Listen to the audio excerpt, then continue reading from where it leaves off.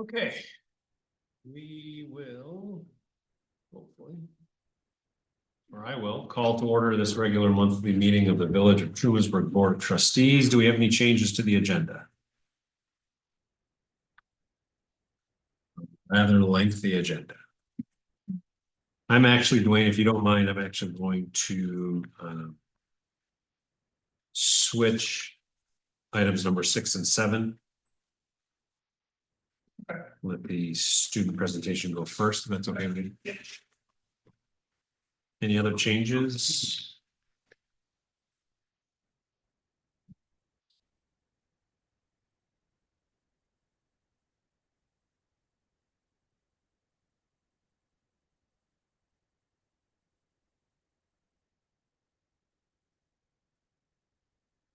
If there's no other changes to the agenda, we'll move to item number 3, which is our consent agenda. We have abstract claims totaling in the general fund $225,636.92.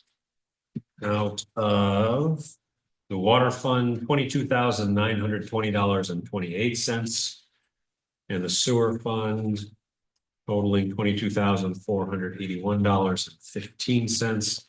As well, we have meeting minutes from our April 14th meeting. Would someone like to move the consent agenda for approval? So moved. Motion and a second. Any comments, questions, or need to pull any items from the consent agenda?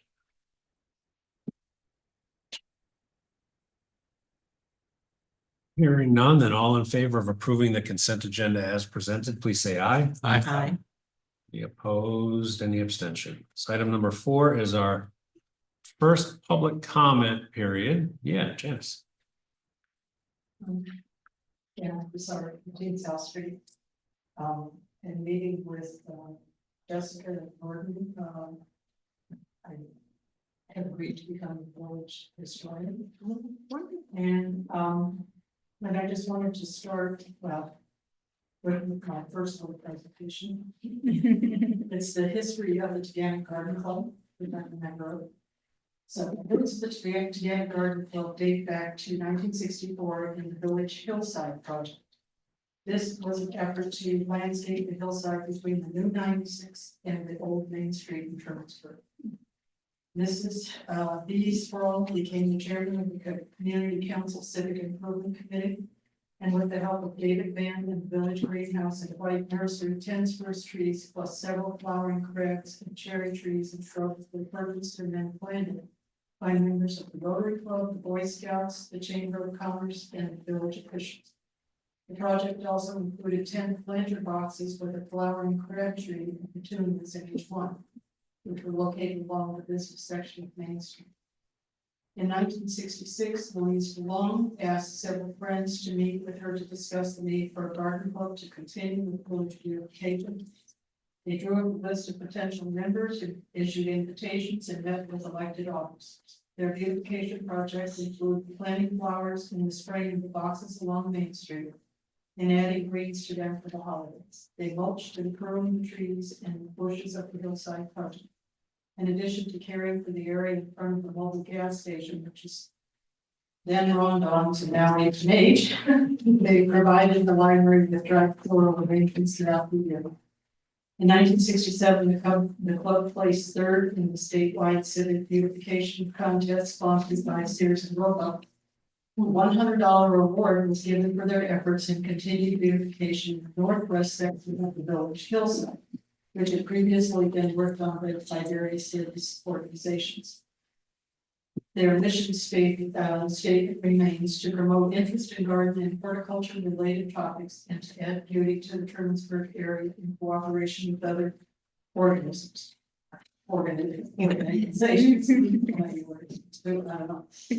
Anyway, the club members now take care of several different places in and around Trumansburg, and that's the Jacksonville bus stop, the 2 welcome signs to Trumansburg signs, the village Trumansburg office, and the U.S. Post Office. All have welcoming bright plantings to greet visitors and residents. And we have to cart water there, spread fertilizer, prune, and pull weeds as needed. So our major fundraiser to sponsor meetings that are every month, and oftentimes we have a guest speaker on a variety of topics. We have a plant sale, which will be this Saturday at 9 o'clock. In the Lawn Presbyterian Church, and these all come from members' gardens and plants that they have grown up, and they're very reasonably priced. Yes, they do. You can line up before, and yeah, we're almost all school teachers, and retired school teachers. You know how to keep them at bay.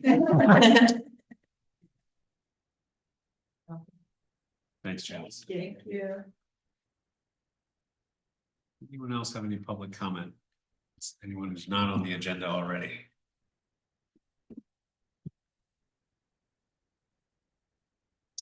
Okay, if not, we'll move on to item number 5, which is reports from representatives. We have Ann Corman from the Tompkins County Legislature with us.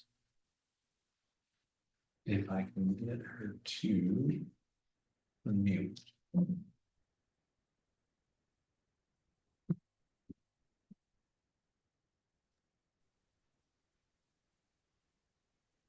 Hey, Roden. Hi, Ann, how are you? Good. How are you?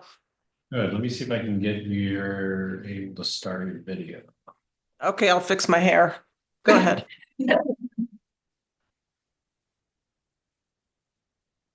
Should be able to turn on your camera if you want to. There you go. All Okay, right. there we go. Okay, don't have I only have one thing tonight. Seems like it's gone quickly. Doesn't seem like last month, was it just the 14th last month? Doesn't seem, let's 4 weeks have gone past since then. For me anyway. So I'll just have this February sales tax report. And it's a little bit positive, so that's always nice to be able to report. So for the county, March of 2025, we were, oh, I think I said February, but it's March. The county was up 13.03%. Year to date, we're up 9.06% versus last year. And then the municipalities on average for March are up 2.04%, and year to date up 6.04% versus last year. And that's about all I have. That is short and sweet. Any questions or comments for Ann? Thanks, Ann. Appreciate it. Thank you. All right, Rachel, let me let you co-host here.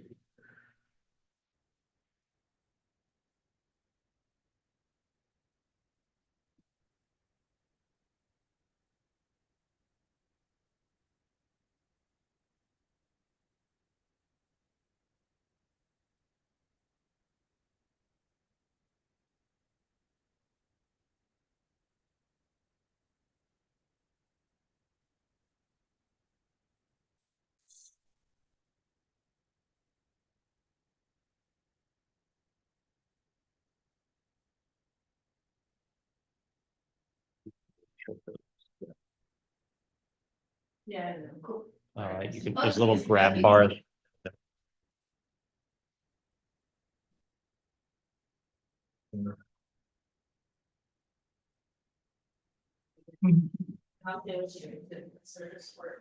All right, Rachel, do you want to introduce the group and then you guys can take it away? Yeah. So I'm Rachel, and I work for the town of Trustees and in youth services, and I've had the pleasure of working with students each semester. This time with 15 students, 5 of them are here tonight to present their idea and their rationale and their mission, which is to, and I guess I'll let them speak to what the project is. Yeah, I didn't really like this. And just let me know when you want to change the spot. You got my job. Hi, everyone. quickly, my name is June. I'm Leah.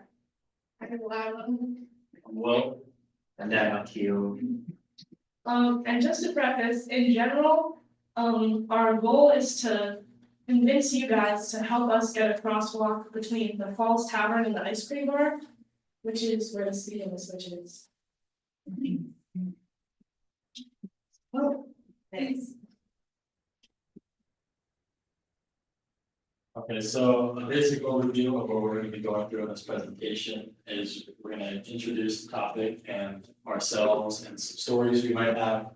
Probably we're gonna analyze some data that Art has given us. And then we're gonna look at specifically our school community feedback based on this crossing. And then we're basically gonna ask some questions about how we move forward and wrap it all up.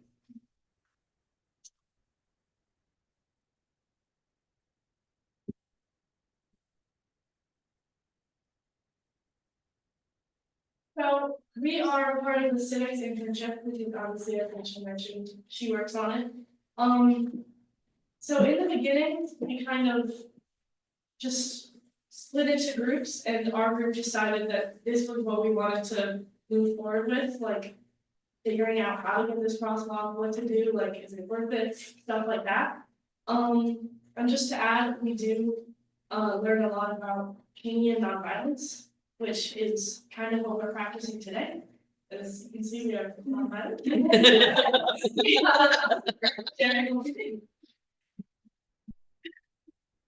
Yeah, so for the first week or two of the program, we talked to Mayor Hart and people about actions we could take to get a crosswalk by the ice cream bar on the tavern at that intersection. But the road is a state road, so as a town and like a small group, we couldn't necessarily do anything about it. So we have to get permission from the state, and the state is redoing Main Street in 2028. So this is a really good time to kind of update things and add a crosswalk to help pedestrians cross safely and overall feel safer.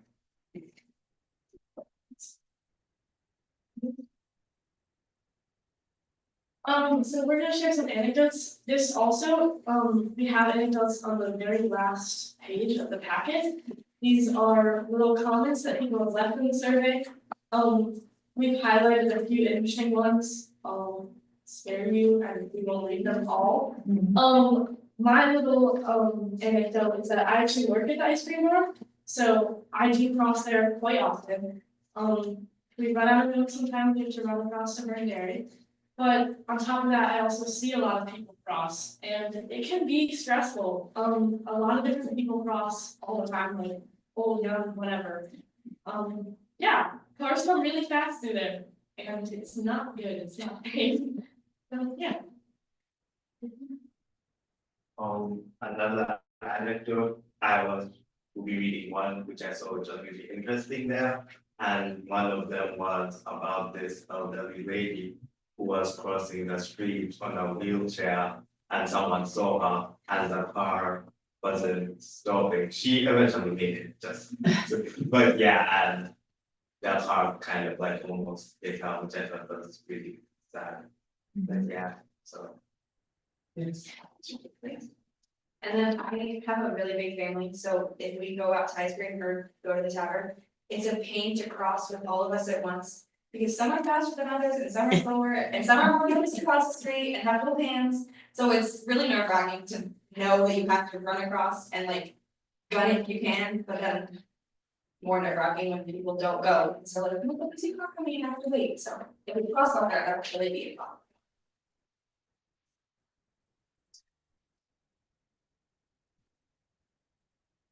Okay, so let's take a look at some data and traffic statistics that I received from Mayor Hart here.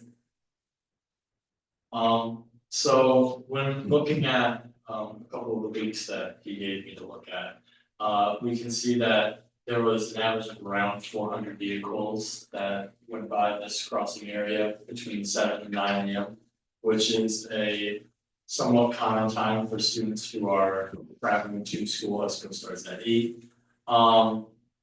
And there is constantly high traffic volumes in the afternoon, but specifically 3 to 5, there's around 450 vehicles that would pass through there.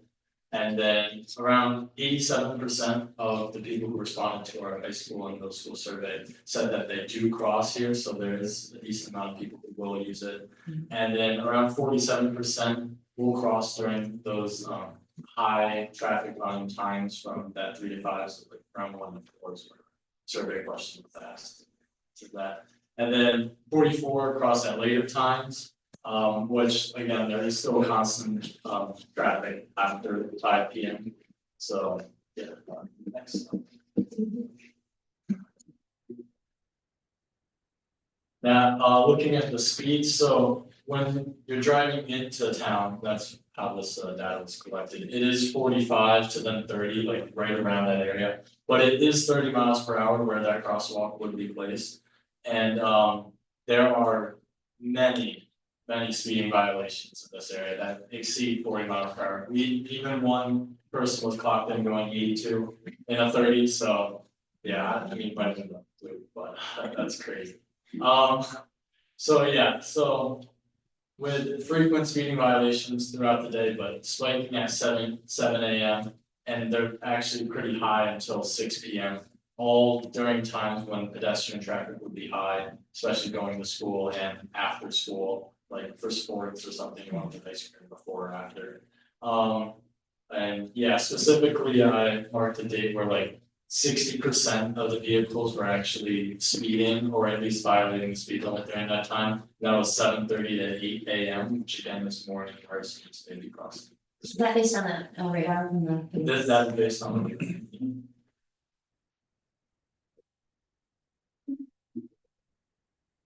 And so just to summarize, I guess, so top speeds that are constantly exceeding like 10 miles per hour over the speed limit, and especially during peak times in traffic volume and pedestrian volume, it's going to cause for bad, unsafe conditions for people across. And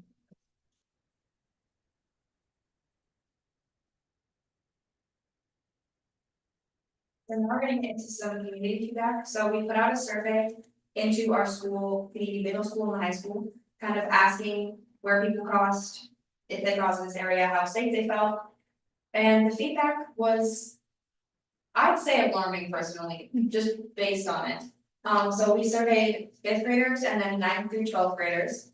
And we asked questions about when they crossed and how safe they felt. And on that scale, which is question 7 in your packet, if you wanna look, we see it was very safe to very unsafe, and the data skewed more to the very unsafe side, which isn't the greatest. And over 3/4 of the people we surveyed have crossed here, and over half of them felt unsafe crossing here, so.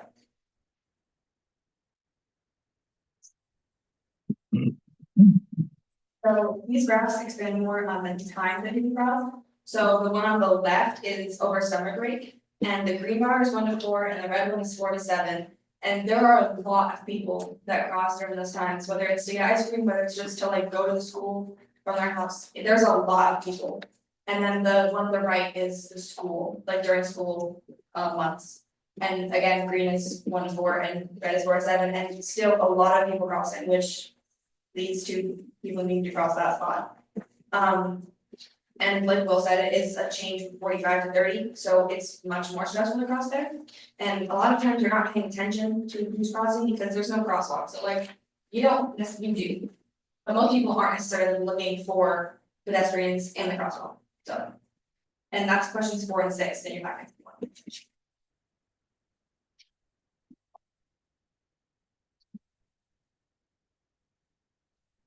So now talking about the benefits of the crosswalk. One obvious main benefit would be that it would improve safety for both the pedestrians and the drivers. However, other benefits would be that it would enhance like reducing the amount, like the risk of having an accident. And also it would improve the pedestrian like confidence to cross the road without worrying of getting hit by a car. Thank you. So for other solutions, there could be a sidewalk, but when it comes to building sidewalk, we understand that it's going to cost a lot more than a crosswalk if you're extending it from the other side of like the school all the way to Smith Woods, like the fairgrounds area. And when you build the sidewalk, like if we're talking about the falls and the ice cream bar, if you wanted to put a crosswalk there, you would have to walk up to the fairgrounds, cross that one, walk back and over to the ice cream bar, which is very unlikely for people to do, and I feel like a lot of people would just still choose to run across the unsafe area. And once again, with money, I feel like it would cost way less to just put a crosswalk in other than a sidewalk.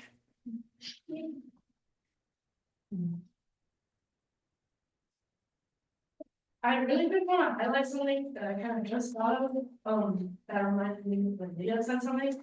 A lot of people who live in town might anticipate like people crossing right there because you learn the patterns. But you have a lot of tourists who don't know.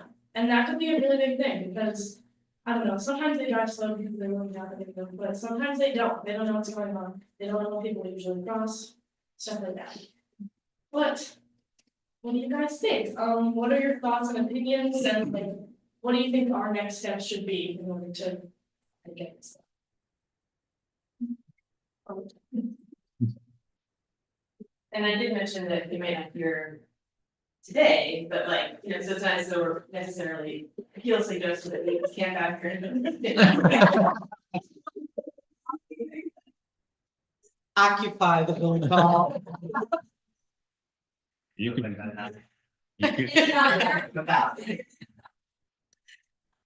you could be here for a minute. Well, I'm very impressed from our first meeting back in the fall to now. This is fantastic. I think that the data is going to be very helpful, and if there's a way that I can get the slideshow, that would be very helpful. For the board, just so you're aware, all of the traffic statistics are northbound only. So you can probably double the numbers in terms of vehicle traffic. It also explains why the morning is lower in terms of crossing. Right, but the vehicle traffic itself, so speed and number of vehicles is northbound only. So I think your southbound traffic probably has less speeding because you're coming from 30 into 45 versus 45 into 30, but it's good numbers. That's going to be very, very, very helpful. Want to give everyone a chance to offer feedback in terms of next steps. It's really this data and the slideshow. If you can get it to me, we probably don't have a meeting with DOT on the repaving of Main Street again until the fall. And then I think the comment period for the repaving is scheduled for next year, but we can certainly start having those conversations with them. And this is very helpful. Just as I told you in one of the classes, just saying we think it would be a good idea is unfortunately doesn't work with New York State very often. But having data and numbers, the survey is helpful. The number of people that cross is going to be very helpful. So I think 2028 is not tomorrow, but it's also right around the corner. So we'll hopefully be able to talk them into it. But if anyone else has, I'm highly in favor of it. I think I would echo what Roden said, which is it's a fabulous presentation. So thank you, Rachel, for bringing them. And I think it's really well done, well presented. So that's nicely done. I think the unfortunate thing is that we all, I think, agree with you. And the next steps are really the difficult part. But I do think that this is compelling enough, and you all maybe are compelling enough that when DOT's here, we can corral them. Maybe you can present directly to whoever it is that runs the paint machine.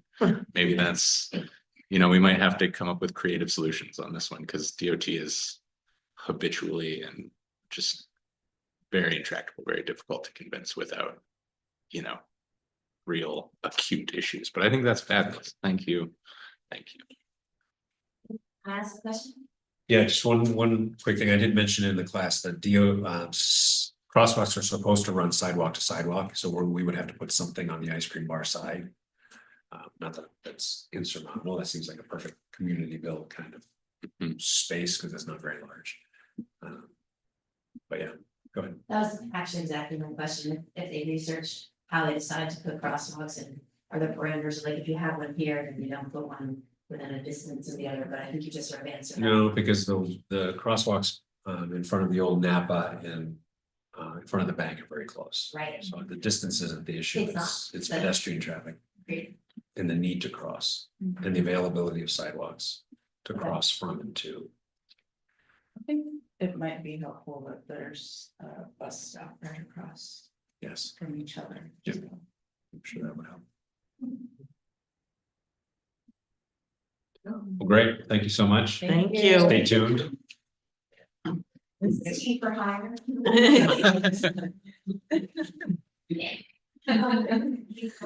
Are any of you seniors?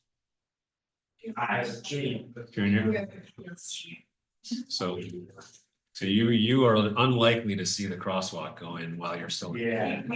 Everyone else has a shot. Come back and visit and go, I did that. I start. That's right.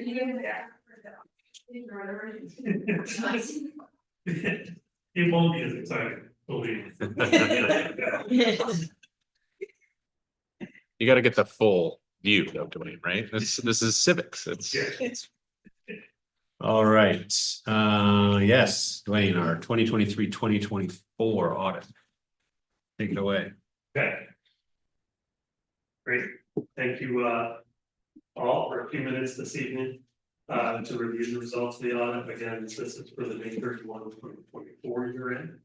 I believe that you've all received these in advance electronically.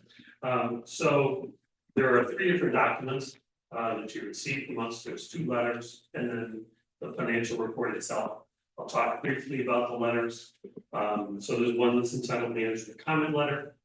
We use that if there are things that we want you to be aware of at the conclusion of the audit process.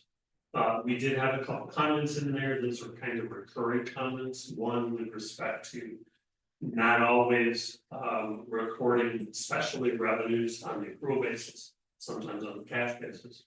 So there were some audit adjustments made as part of the audit process, to reconcile the receivable balances to get them updated. So one comment there. And then secondly, there was a comment about some items in the general fund, especially, but also in water sewer, I think, where there were some items over expended. And again, that comes down to audit adjustments happening, as well as things happening towards the end of the year where there were additional expenditures made, but the budget wasn't necessarily updated to reflect that. So at the end of the year, when you look at the budgetary comparison schedule, you see that some of the lines are overspent or appear to be overspent. Okay. So those are the comments in the management comment letter. And then we also had what we call a communication letter. Auditing standards require that we communicate certain aspects of the audit with you at the conclusion. So we've given you that communication letter. Most of that letter is pretty boilerplate stuff. Always estimates and financial statements. We evaluate the estimates, we evaluate the underlying assumptions. The only thing that I would turn your attention to in that communication letter is the very the last page of it. So back there is a schedule of corrected misstatements.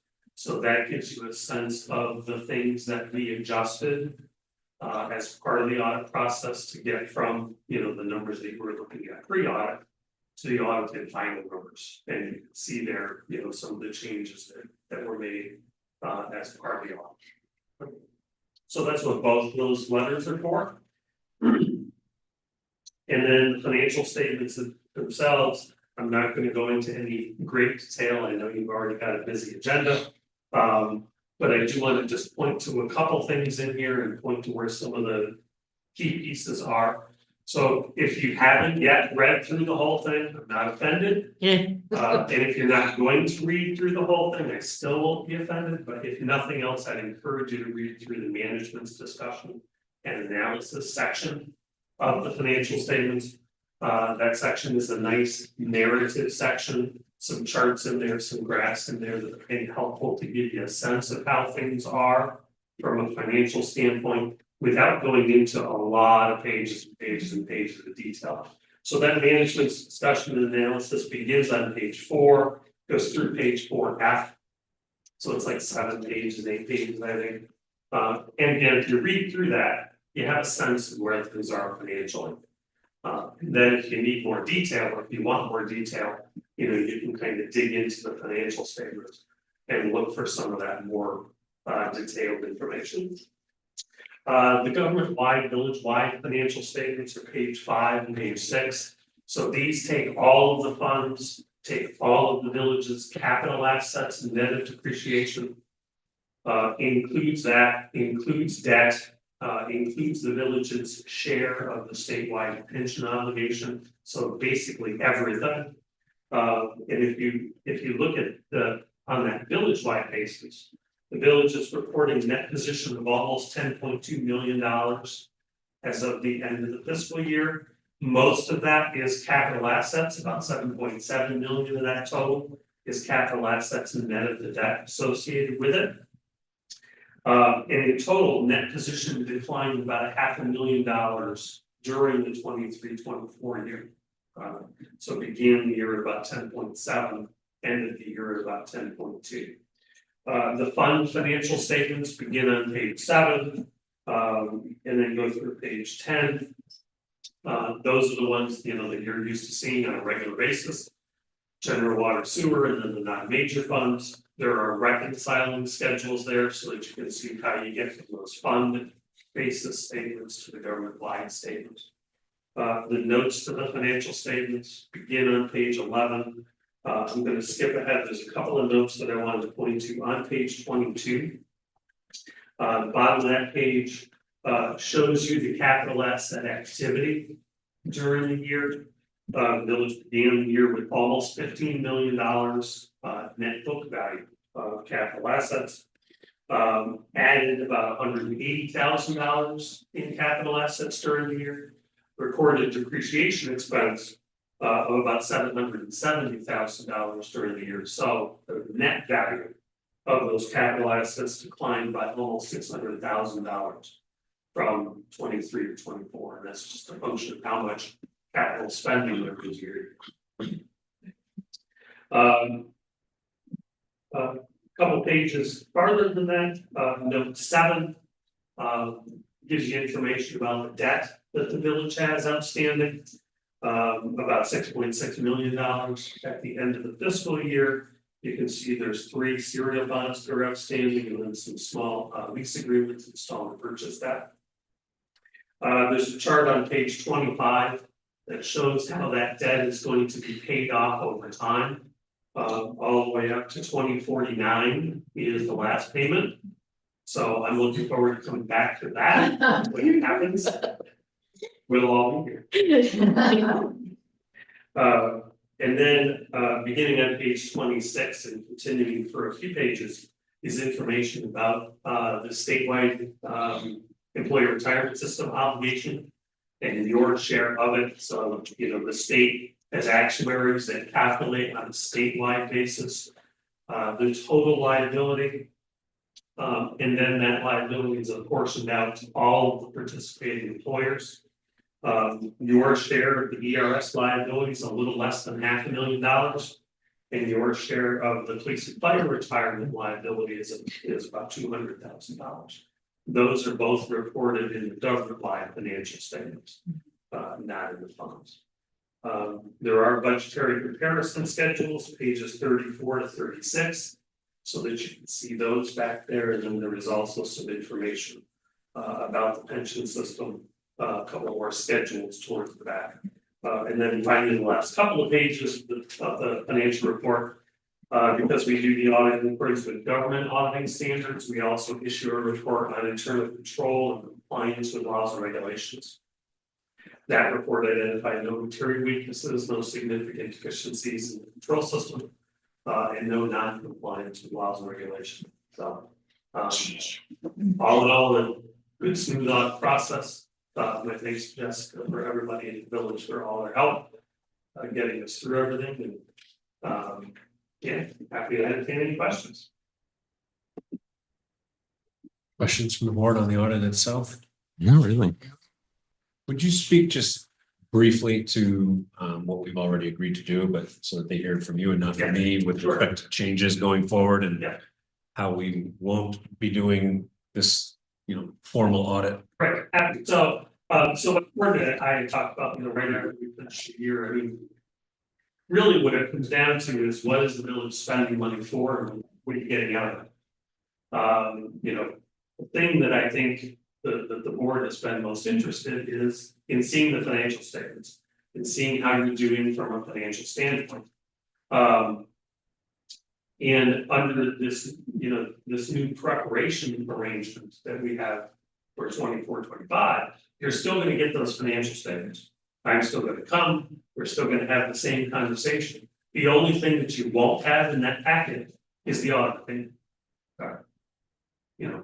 So the financial statements are still gonna be there, so the parts that you're most interested in are gonna be there. But it's gonna cost us. And then the other big advantage is because we're not doing an audit, we don't have to be, and I'll use my air quotes, independent. Which means if Jessica has more questions, and you need me to come and kind of help you do some stuff and make some adjustments during the year, I can do those. Because it doesn't matter that I'm not independent. Okay. Okay, so essentially what that means is we can work more closely together. And we can kind of look at things and again, I can kind of help you make adjustments throughout the year. Without impairing our independence to do the audit again. So it allows us to work more closely together. It saves the village a little bit of money and it really doesn't lose anything that you're not looking for. So that's basically the idea behind it. And if we did want to do an independent audit every 5-ish years, then we would just have to find another firm. Either find another firm or we would have to kind of break away from that. Preparation, help, assistance throughout the year type of thing for that time period. So with the preparation, will this would be your team on site for several days in advance? So It would be the same team on site, it'd probably be less time because we wouldn't be spending lots of time looking through transactions and testing and all that stuff. Yeah, okay. Yeah, Cool. yeah. Great. Terrific. All right. Okay. Well, thank you much. All right. Appreciate it. It's exciting.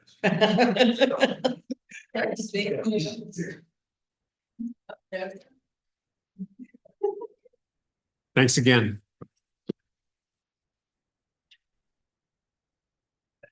Okay, item number 8, we have a petition for zoning change from the owners of 14 and 16 Elm Street, one of whom is here to tell us what the request exactly entails. Did everyone get a copy or would you like a copy? No. Yeah. Thank you.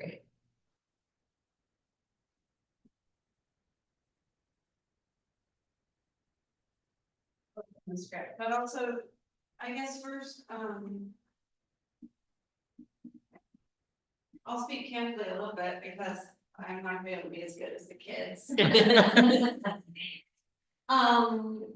But what I also heard was also this audit, and it brings to mind this concept that, finances are important to everybody. They're important to municipality and also to small businesses.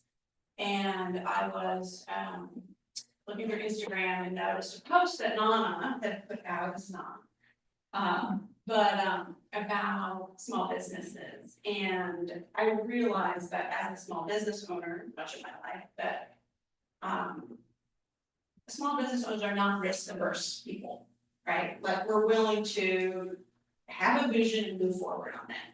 And it's a lot of small businesses that make our community vibrant. Say, for example, Atlas, willing to take an old PNC and turn it into like a community gathering space. Or ice cream bar that the kids were talking about, you know, people willing to make risks to make the community vibrant. And I think that is actually what makes us to some extent a tourist destination, is because of small business owners willing to take that risk.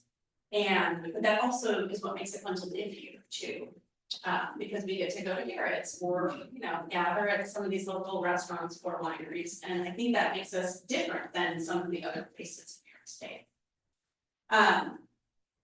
So I own 14 and 16 Elm, just right across the street. And I've owned other small businesses in the past and other hospitality businesses as well. So I get it. And I want to speak to some extent about my experience as a small business owner in the hospitality industry. But more so, I want to speak for that property. So as most of you probably know, that is not on the historic registry, but it is a historic building. It was built in 1921. And it's a giant white mansion in the village. And that location and that structure, it takes a lot to maintain. And I think that no one wants to see that change into something different, right? Other opportunities for that property would be to become, say, a small housing development. Maybe it would be torn down and turned into something different, right? But I think the sentiment in the village would be, we'd all like to see that building survive. So I can speak for myself as the current business owner, but I'm looking 10, 15, 25 years into the future for that property, right? So I wish I could remember the year. I think it's 2004.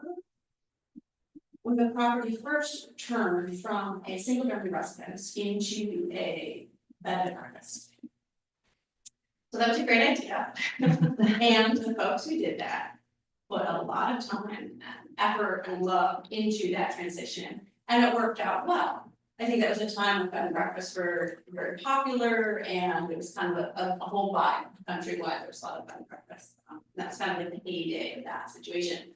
I think since then, it has become not viable for that property to return to a single family residence.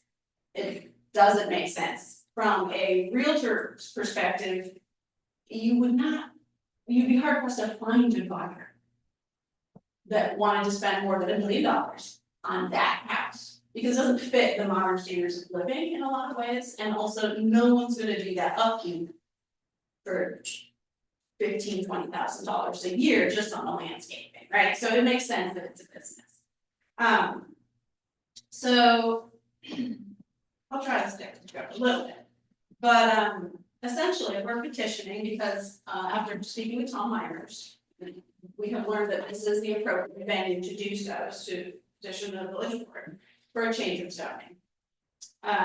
We're 5 acres, we directly border the downtown west. Section 110 of the village zoning code states that it's the policy of the village to favor zoning changes where the property is adjacent to commercial. So we check that box. So I can talk a little bit more about the limitations of it being a residential district. So what that means is we've got a limit of 5 bedrooms. And so essentially, if an overnight stay in a bedroom is the product we are selling. Yes, technically, there's 365 days of product we can sell times 5. Well, we have a seasonality issue here. And I think we're all, we can understand that sentiment. But if I had more product during the busy time, then I could sell more product. The reality of this is I have to sell more product to make that business, but also that property viable. I think it's about, I did some math the other day, and I put about $500,000 above purchase price into those 2 properties in the last 3 years since I've owned them. That's not sustainable. And I love that property. I'd like to keep maintaining the grounds. I'd like to keep the standard of overnight stay that we currently have. I'd like to be able to do a lot more sort of fun community things that would make sense to do at that property. That currently we would not, we aren't allowed to do them in the residential district, so. What are those kinds of things? Well, we can't technically host a baby shower. We can't have a small wedding. We can't host a birthday party or like have an author do readings. We can't do like wine tastings and pairings or have like a lot of these fun little things that would make sense for the amount of not only outdoor space, but indoor space we have to host gatherings like that. Now, if you have happened to drive by when I was personally hosting an event, which I like to do there, you might have seen a lot of cars as well. You can have a lot of people there and it's a lot of fun and it's a great space and I love sharing that space with people. But again, that's not something we're even allowed to do. So let's see. I don't know how much I need to speak about the tourism demand, or if that's something you're all pretty well versed in, but briefly, there's certainly demand for more peak season nights, and I have a whole appendix on that. Awesome. Reading. I think the preservation of historic property, I spoke to that first. That's one of the most important things to me too, is to be able to preserve that property, maintain it in the current condition that it is. Another reason that's important to me is, well, for example, right now, we're painting the back of the property. The backside of the house hasn't been painted since, I don't know, 2010 maybe. Those are the kinds of projects that need to happen like every year. Those are the, like, you know, we're talking about. We did a furnace replacement, you know, this isn't the fun, pretty stuff, Yeah. This is like the stuff you have to do to maintain. I'd like to, since you all seem to be nodding your heads, you know what I'm talking about. Maybe just go to appendix C, which talks a little bit about what kinds of things we would like to do, and then see if you have questions for me about what that vision is. So essentially what I'm looking to do is add more units, because that's more product during the busy times, and expand the things we are allowed to do. So I already talked about small gatherings and that kind of thing. According to my research in the zoning code, if we were granted commercial, we would be able to have an inn, motel, or hotel. However, we still have to go through a planning board review and get a special use permit. So even if we were granted commercial, there's still like a lot of steps to make sure things don't go haywire or go outside of what the scope of what the village really could envision for that space. Yeah, that's my story. I'd be happy to answer any questions or just have a discussion about that. But that's my experience owning that property. I really, from a a personal perspective, I would like to make some money there. Make it viable, like I'm gonna have, a paycheck from there, I'm just putting money in, but it's that bigger picture of what is gonna happen with that property in the village going forward. So. Anybody have questions for Jess? I would we have to. No. This board should be careful that we don't, we have a request for a zoning change. So the next step for us would be to send this to Guy to review to make sure we have all the information we need to entertain the question. I want to be careful that I want you to be able to ask Jess any questions that anybody has, but I want to be careful that we don't wander into site plan review type questions. Because any changes that might be made in the future would be a planning board issue, not a village board issue. So I don't want to necessarily cross those streams, but in generalities, if you have questions, I think now is a good time to ask. If you have any. I'm not quite sure what that barrier is, so I'm gonna ask a question Yeah. and say whether or not. So, yes, it would be great to have more space for people to rent. I mean, that'd be fantastic in this village. I do have concerns about capacity, what that means for our streets. Parking. Would parking, additional parking be good? I did briefly speak to the chief and ask what kind of concerns there were, and we know that there would be an issue with street parking, there already is.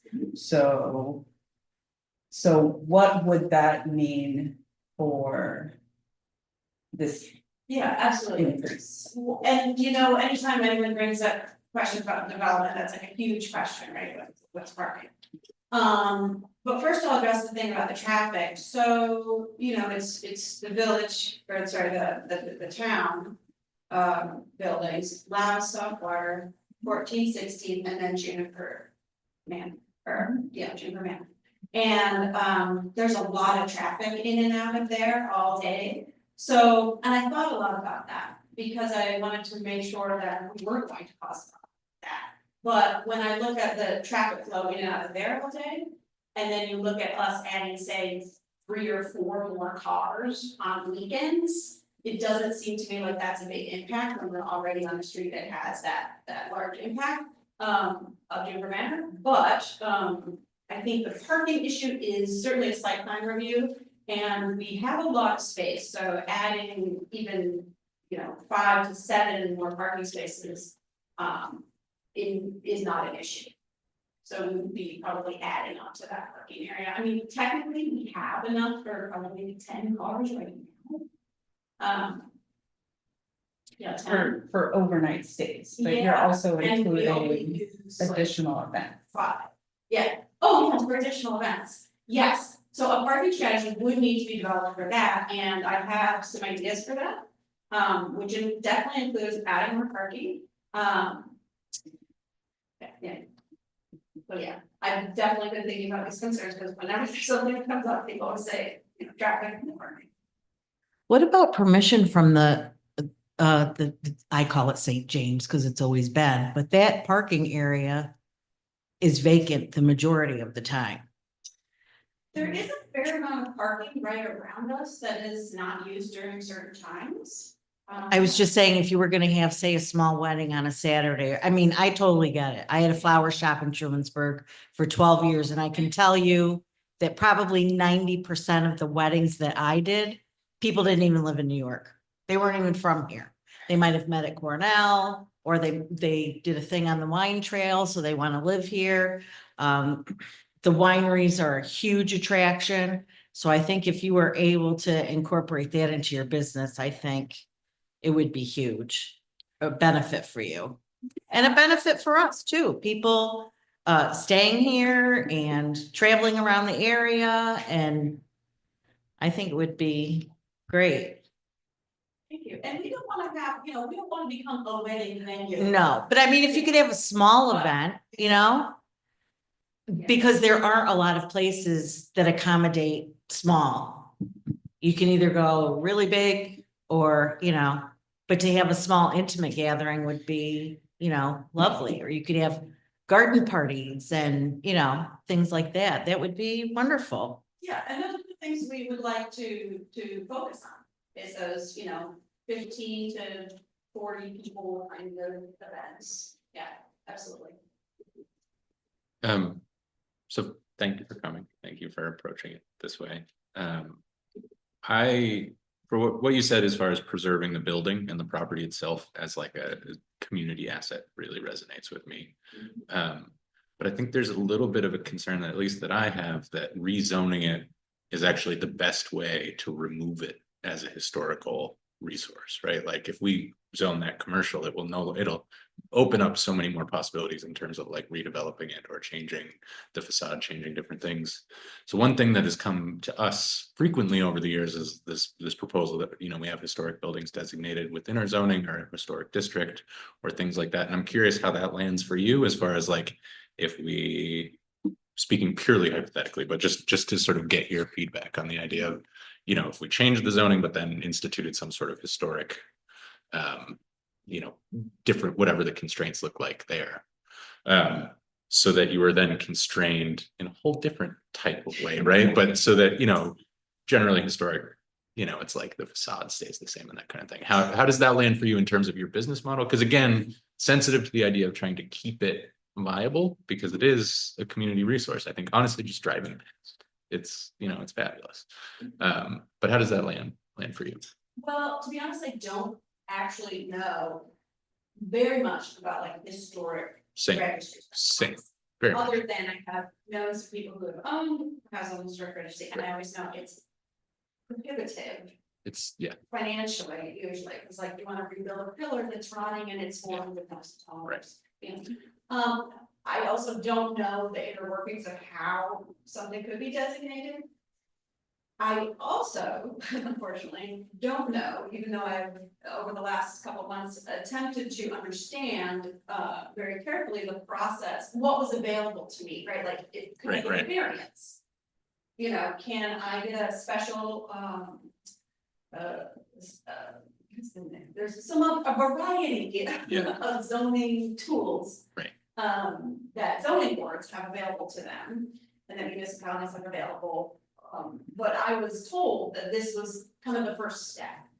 And that there might be, if you get Tom and you guys and you know, whoever you use for zoning, legal advice, to kind of say, well, okay, we support this idea of there being this sort of micro hotel here, but we don't want a grocery store, right? So those are the questions that I don't exactly know because I'm not a zoning expert. Right. So I don't mean legally, but I mean like for you as a business person, how does that land, right? In terms of what you've just described to us as a pretty particular vision. I could imagine in 5 years, that vision starts to expand and it's like, well, now I have 20-person weddings, but maybe 40 is really where the money is. You know what I mean? That kind of thing. So if we were to say, okay, we accept that vision, we will make it so, but nothing more. Do you know what I mean? Like in the special use permit, possibly, which is the sort of 2 steps down the line in this process, is my understanding. Right. So again, not legally. See the need to add more units. That's the baseline. Yeah. Right? And that number right now is 5. That number is probably, and from my sort of survey of the property, what we could fit in the existing buildings. Now, mind you, we changed from being residential code into, we still have all the building codes, we're gonna have sprinklers, and there's a huge investment ahead, even if this goes forward. But it's probably 3 to 4 more units, right? So, but when you look at the hotel industry for smaller sort of boutique hotels, they do say that the industry standard seems to be there's a magic number, and it's around 10 to 12 units, right? So if we could, you know, it's that economy of scale issue, right? Like we're doing all the and all of the work for 5. And it's this almost the same amount of money and work for 10, you know, so a little bit more money. So for me, I'm trying to go for that magic number. And then as far as, and I personally think that that's where the sustainability is, the financial sustainability. When it comes to having other fun things like baby showers and birthday parties and offers and micro weddings, I don't think that's the main income stream, right? Like it's not the treatment center. Right. You know, this is primarily an accommodations business. So, you know, how does that land for me is having some restrictions on that. I think that seems totally reasonable. But I will say that I have thought about I think it would be it would be irresponsible to not, to limit it to, you know, in 10, 15 years or whatever, limit it to that structure. It's 5 acres, I can see adding, along in the back by Juniper Manor, there's a lot of cool spaces back there. You know, adding a cottage or something. Yeah, I haven't done a survey, certainly. I don't know how that works. I'm asking, I guess, more general, but it does seem like. So I should say out of the gate, if we were to do that and in 10 years you changed your mind, you could come back to this board, we could change our minds too, right? And you know, we won't be here. So nothing set in stone.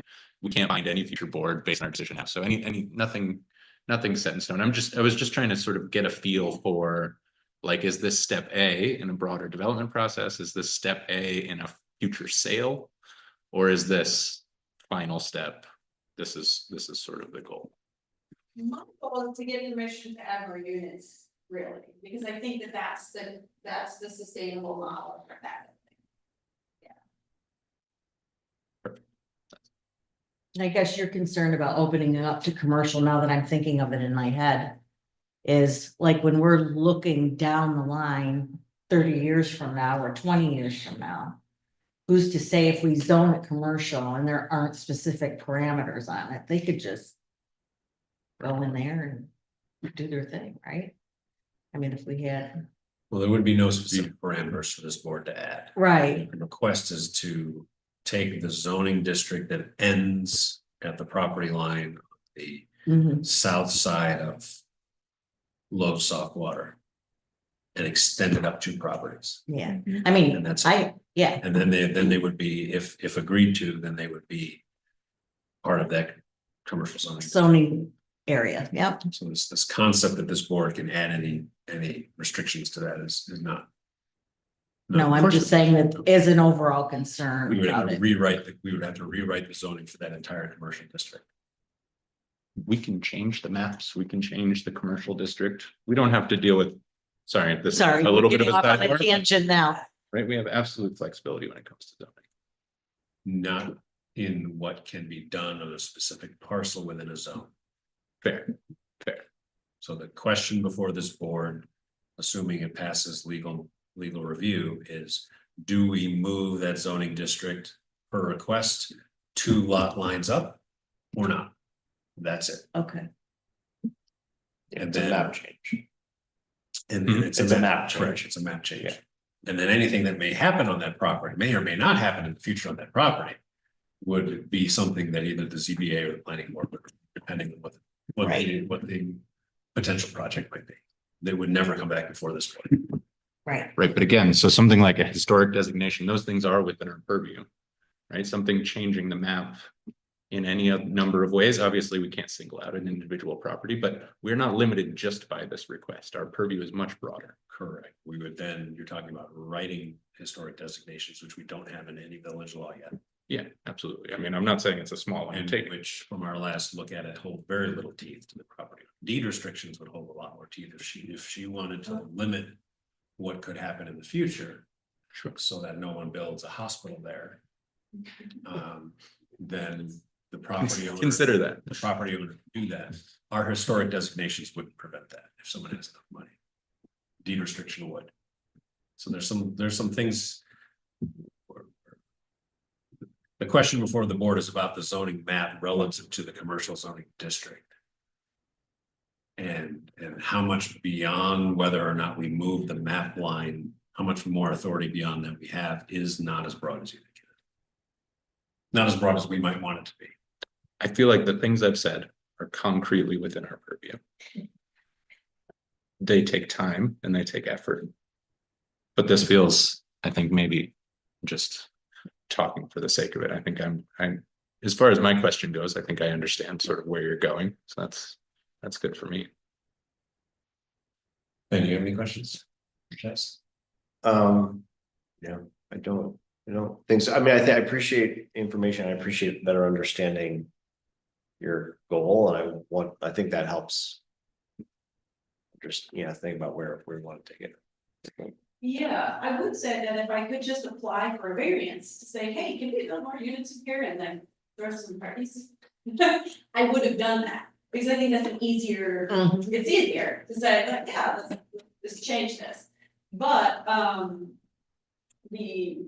it does not appear that there's a way to do that, because it's a use variance, which is different than an area variance. And a use variance is just, I was told that it was much more cumbersome and that it's not the first thing that you would do. So according to the advice that I received from other, from Tom and,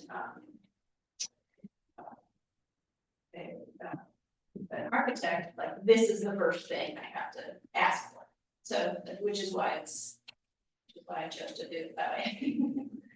So, yeah. Good.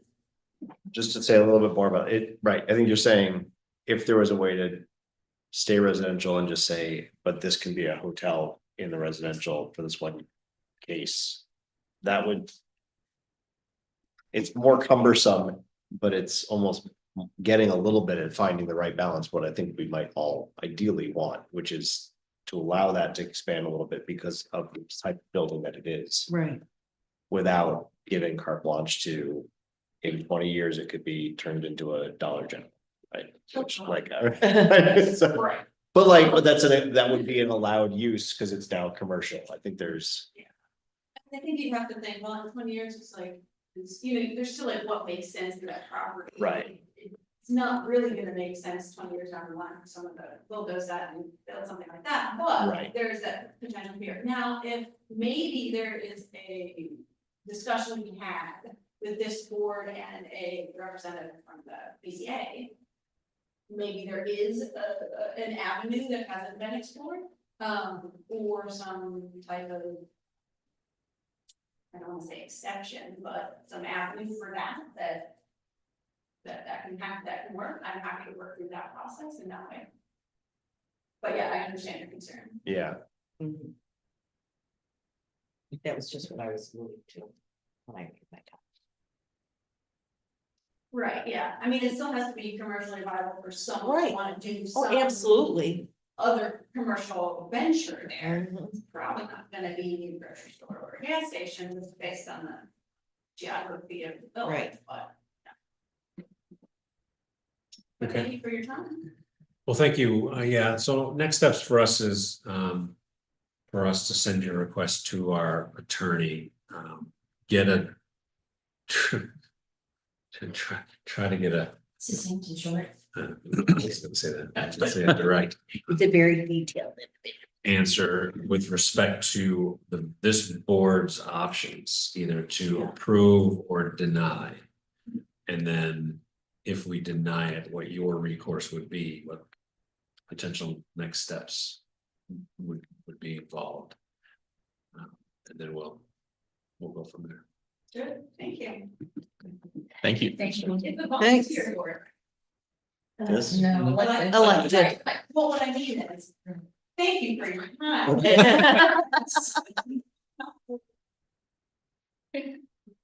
Tonight, we got presentations tonight. Yeah. This is very fun. But it's fun. We This is basically Get a this. highlight reel.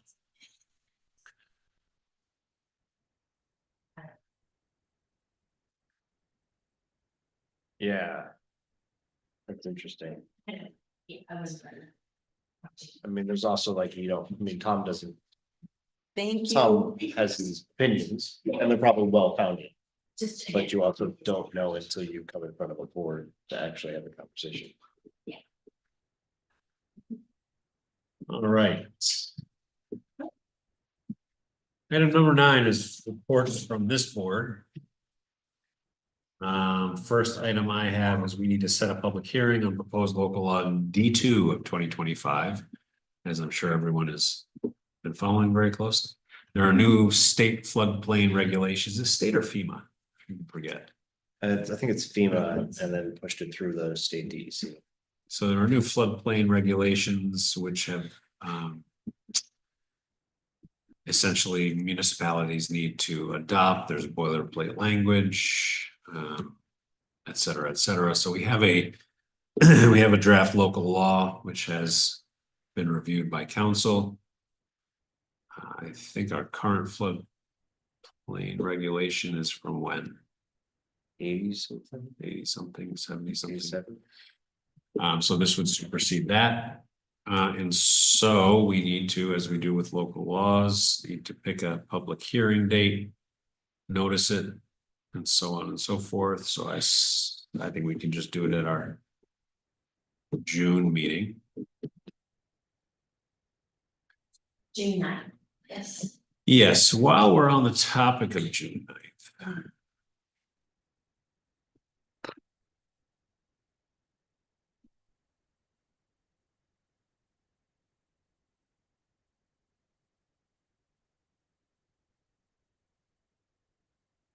There any chance everyone would be available on Tuesday the 10th, I would be.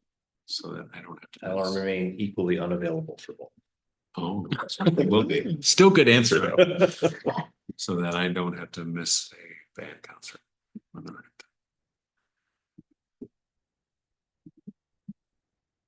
I'm super You know, flexible. I'm all for it because I'm going to the same. Yes, we were both missing a band concert. I'm super flexible. Happy either way.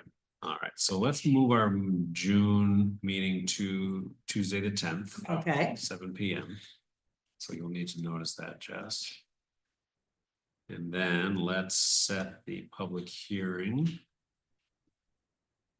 on draft local law D2 of 2025 for that same meeting. I'll just say briefly, I talked with Tom about the fee, the dollar amount of fees that Guy had put in, and Tom had no concerns. So keep the highlighted changes. Yeah.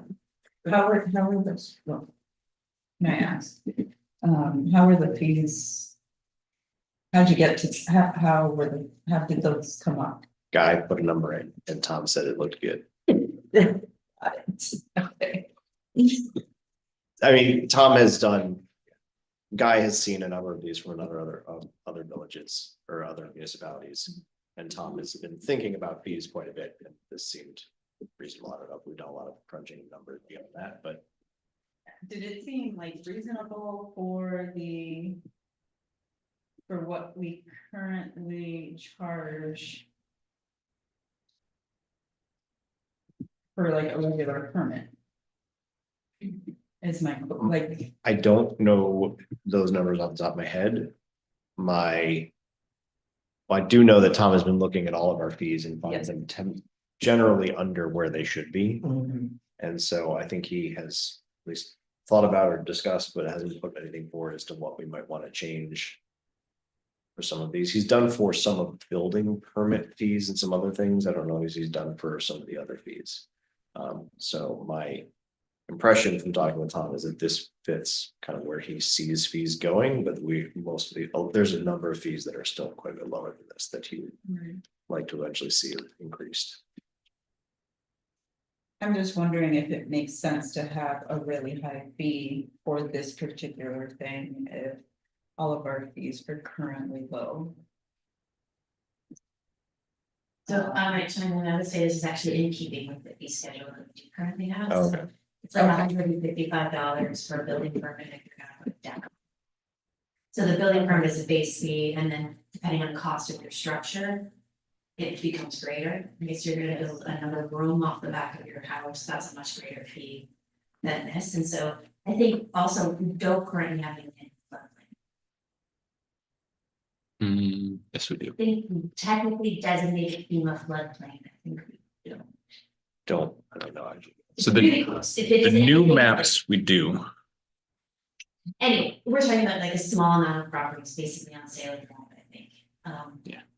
So, but they are, those are, and then the amount of review that would be required to make sure it was safe in a floodplain would be a lot more effort for the codes officer and potentially the planning board and all of that. So that's my representation of the current future. I also don't think we'd ever build, like we have property in the floodplain, but I don't think there's any building. Yeah, okay, Like- so maybe it's that. Yeah, definitely both the downstream side of Main Street, like where you can just be at the river in the back parking lot behind like Creekside and some of those other buildings. That's all very much like. Yes, but it's all It's not done, built, like, you know, it's not built on. right. Anyway, the point is, there are properties on the floodplain, but maybe not buildings.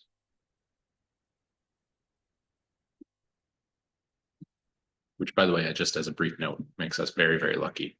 Because like 30% of Ithaca is now in a floodplain, and it is astronomically expensive for people to get flood insurance and all of this. Anyway, just quick side note. I'm overstating that number, by the way, for anyone fact checking it. But it's a lot though. But it is a Yeah. lot.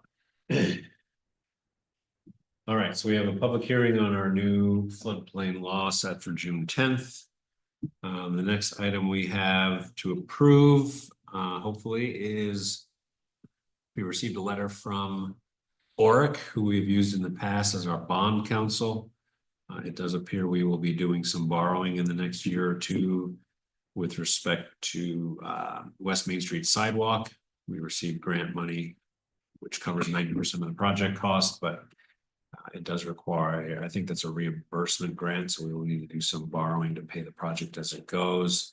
And then we also have the, although we're still very early in the process, but we also have the fire and EMS building, which at some point we'll have to discuss how much we may need to borrow for that. So we have essentially an engagement letter from Oric, Harrington and Sutcliffe, which is a law firm out of New York City that specializes in helping municipalities borrow money.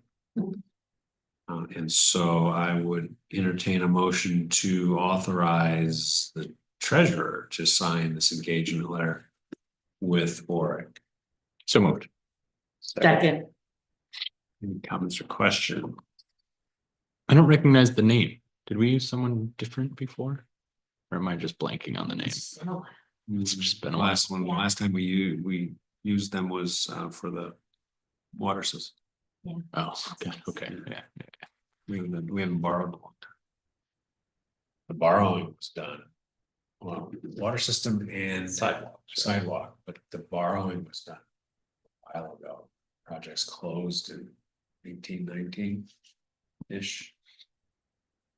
Right, but yeah, the initial. Probably been 8 or 9 years. My memory lasts about 3 days, so that's definitely beyond capacity. I somehow remember them being based out of New York City. That part has stuck with me for some.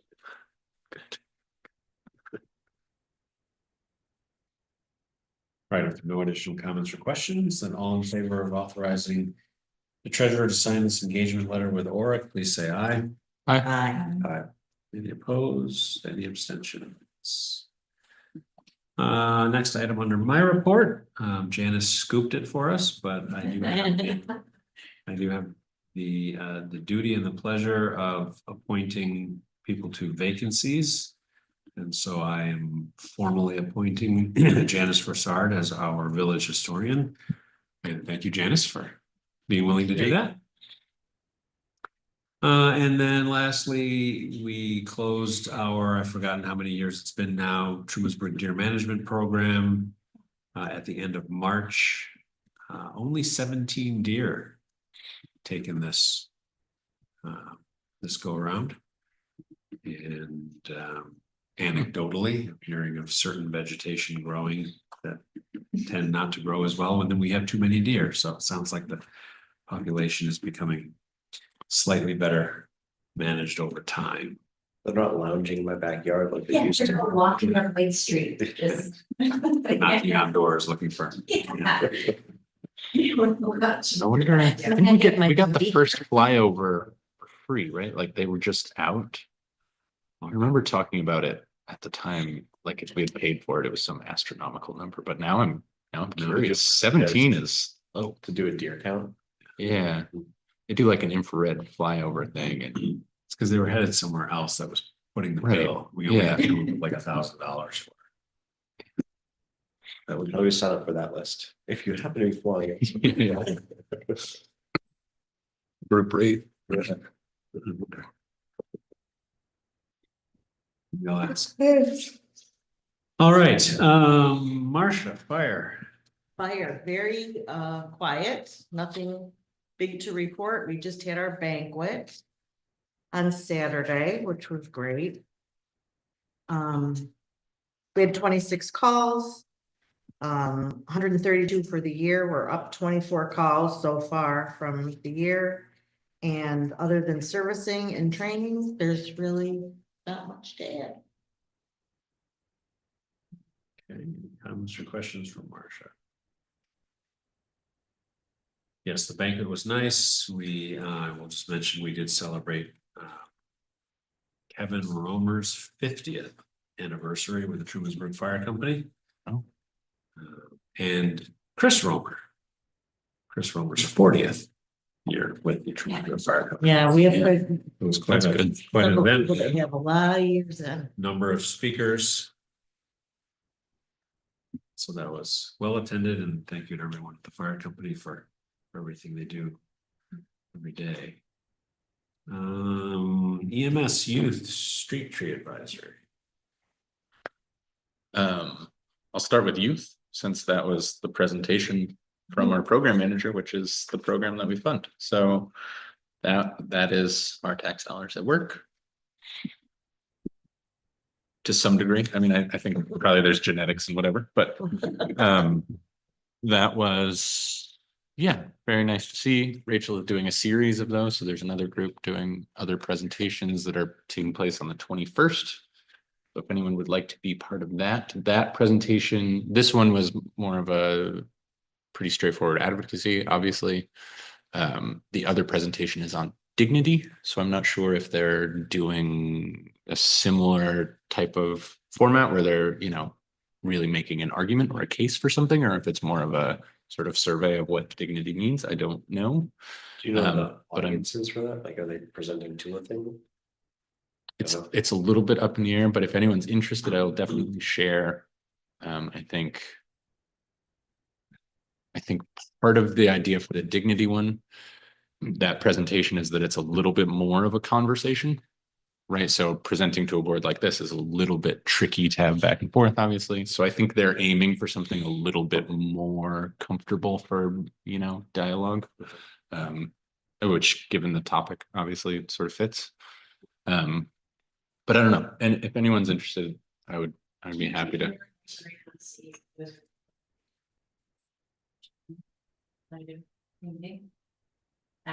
No, if you're interested, just let me know and I'll reach out.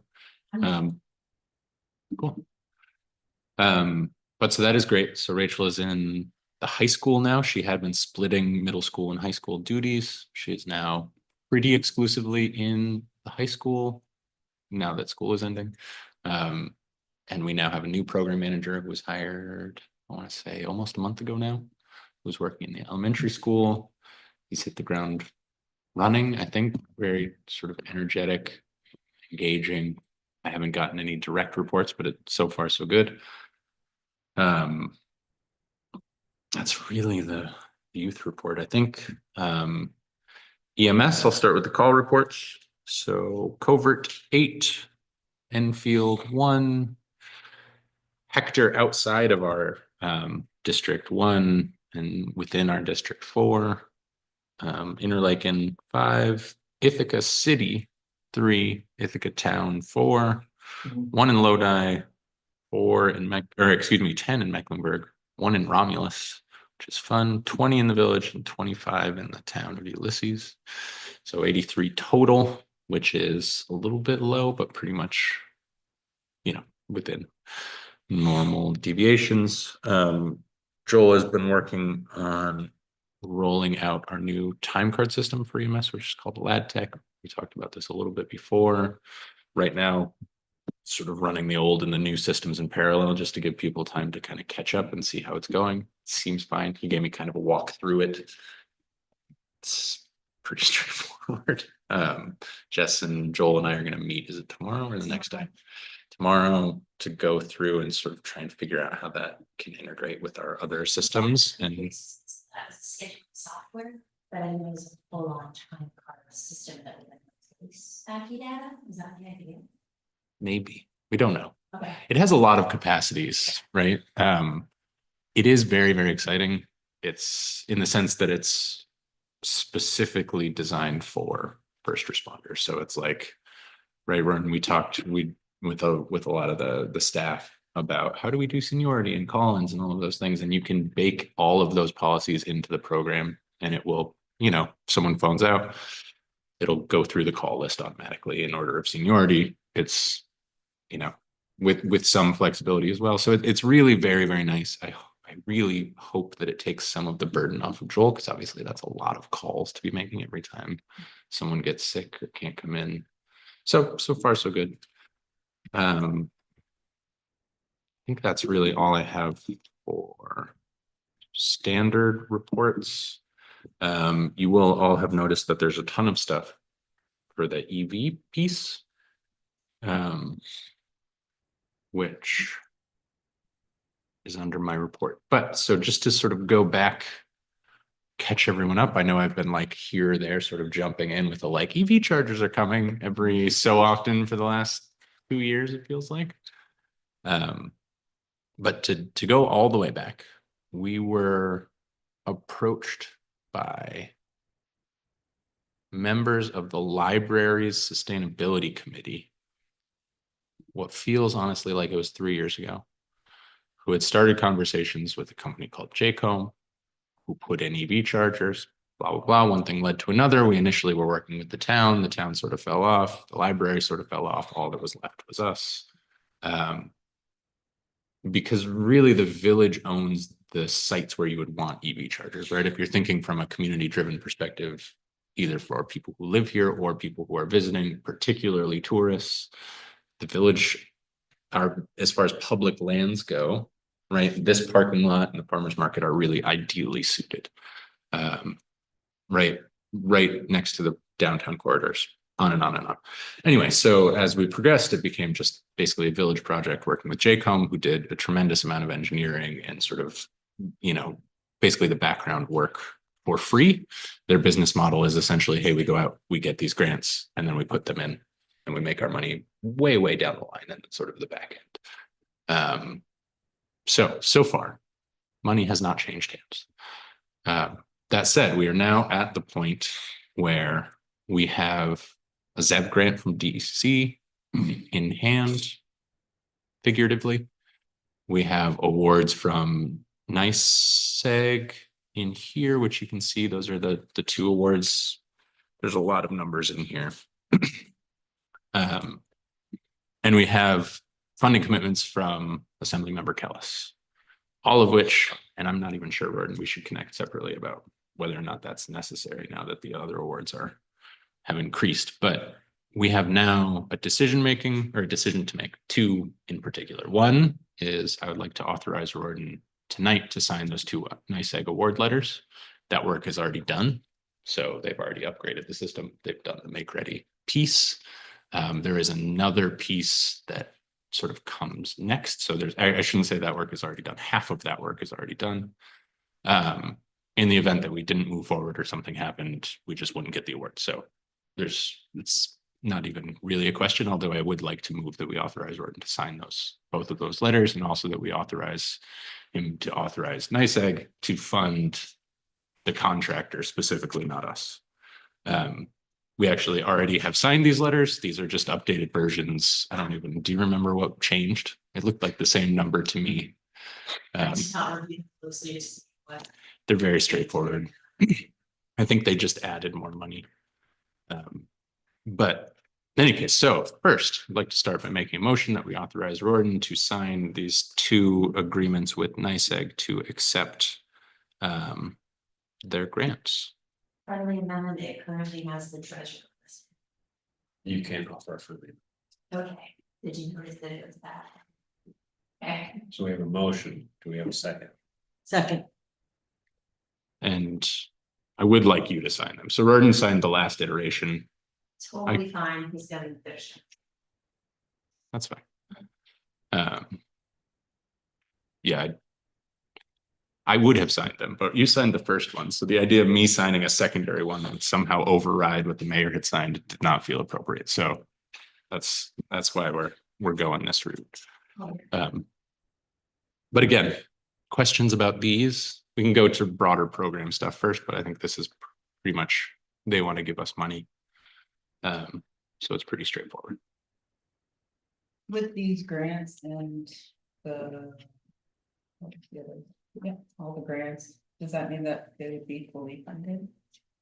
They altogether, yes, the installation cost is fully funded. Installation. Yes, So down the road, how much is it gonna cost us to maintain them? Do you know?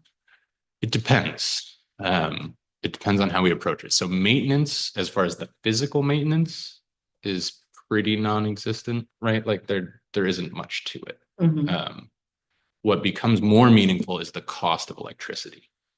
Right. So at that point, we have a decision to make. There's really three methods, and they have sort of a spectrum between two extremes. So we can either go free, which is, so like the town of Ulysses put in a level 2 charger and just made it free for the first 3 years, I think, or something like that. Does it, maybe 5 years? Then there's a model where we do it at cost. So basically the software will calculate what cost is. So like if you look up, you can look the same way you look up gas prices, you can look up EV charging prices per kilowatt, right? So we can tack our price to what it costs on the market, or we can, or excuse me, at cost, so what it's costing us to deliver it, or you can tack it to the market price around us. Yeah, I think we need to make money on them. Separate conversation. So first conversation is the signature on this. So questions about that? No. The two. The Corey Street and the. Do you want to say it's C Yeah, they did this. I? Yeah.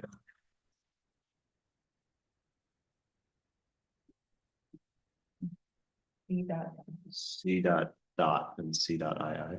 Yes. Yeah. Yeah, okay. Yeah. By the way, that road is called Corey Street. Yes. Fun side I note. remember when I learned that. I was like, what is this street? Yes. I learn it again every year, I think, once or twice. Along with our bond council name. Yeah. All right, so we have a motion and a second authorizing me to sign the award letters received from NICEAG. If there are no additional comments or questions, then all in favor of authorizing me to sign these, please say aye. Aye. Any opposed, any abstention? Okay, So Are asking for a mayoral signature? Just a participant at the bottom. Ah, okay. Thank you. Right, and I can turn my. It's not Flashing. because so the next piece is actually a number of pieces, kind of embedded and kind of not. So bear with me here a little bit. The fundamental question is whether we sign the contract for services with JCOM, which would cover both of the locations. And basically all of the costs for the project. Unfortunately, when I was reviewing this before this meeting, there are a couple pieces that I don't see in there that I wanted to see that I didn't realize weren't there. So what I would like to do is we can go through this. We can talk through sort of what Marcia was just bringing up as far as the broader business model and purpose of this with kind of an eye towards this contract, but maybe not exclusively. And then I'll get those changes made for the next board meeting and we'll move those forward. None of them are big. So I think, you know, if anything jumps out at anyone, it's really just like, I want more specific training and warranty stuff for the software that's embedded, basically to make it more turnkey for us. So we have less, right? I don't want our staff to have to deal with these in any way. So I want to bake that more into the contract in a way that's a little bit more explicit. But that said, thoughts? Marcia wants this to make money. Yes. Any other thoughts? I don't see a need to make money on it, honestly. I don't think we should lose money on it. I don't. Seems like that might not even be legal necessarily for a municipality, but I think we should recoup costs. But I don't see a need to make costs on it. I feel like it's a good that we're providing. It brings in tourism to support local businesses. As long as we're staying even on it, I don't see it need to make revenue generation. Gas station brings in tourists too. And people have to pay for gas. Gas stations They're do also- not bring in tourists. The village can't. There's gas stations everywhere. Station between, well, now there is Jack, but between here and, The village can't go to gas station. So no, it's- I understand that. it's the same But I'm concept just applies. saying, I don't think this is something that should be for free. We should charge for it. So backing up, if we install this, we will be the only one of these, right, within a All the 30-mile more reason. radius. But I'm saying the analogy with gas stations does not apply, right? You can go in any direction, basically driving randomly and find gas. Right. This will bring people in actively in a way that's like, I think, a true driver of movement. There's very few alternatives. So when you look, if you have an EV and you're looking for chargers, you plot your route based on where they are. So it's fundamentally a different and important thing, not necessarily as an EV charger, but just as like a magnet for the village. But there's a different, we have to make sure we're using the right language here. There's a difference between attempting to make it revenue neutral to the village. Yeah. And making money. There's, Right. So- My only concern is what if there are cost situations that come into it? I'm just saying we shouldn't lose money on it, but I mean, there's obviously things. Is it gonna need to be upgraded? I mean, I don't even know how these things run. I'm old, so I don't know. I mean, They're new, so there's no one who would like, you so know. what is the, let's take a step back. What is the process with respect to who we contract with? What is the process for how we charge relative to our estimated costs? And how often are those costs recalculated if we want to try to get as close to revenue neutral as we can? So I think this is part of what isn't in the contract is like getting some of that knowledge up front. The explanation that I have is that it's software driven and it's very adaptive. So it'll be like minute by minute updating the cost. So is it gonna account for demand charges? Is it basically, is our kilowatt hour charge gonna be higher if we have a lot of demand charges? Yeah, that's the idea. I mean, the trick is, and just to clarify, because this is the sticking point, is that demand charges, the way please fact check this if I describe it unclearly or inaccurately, but a demand charge basically for electricity is if you use within a given month, say you use 100 kilowatts for about 5 minutes, but then the rest of the time you use just varying degrees of, a normal residential usage. You will be charged at the commercial rate for all of your usage for that month, right? So you get charged basically based on your peak that sets your per kilowatt or per, your usage, or like call it the flow of electricity, which isn't quite right, but where it gets very dangerous is in exactly this case where you have high wattage going out at very irregular spiky intervals. So you end up with a very high peak and then very low normal usages. So the very low normal usages become very, very expensive because they get the higher cost tacked onto them. So it can be, the adaptive pricing can be very, very tricky in that sense, right? It's not something you'd want like Jess in there with a spreadsheet. Like, So is this what Jake Home is gonna do? Is this what you need to add to this contract in terms of them doing? So they don't do it. The software prices it within the system.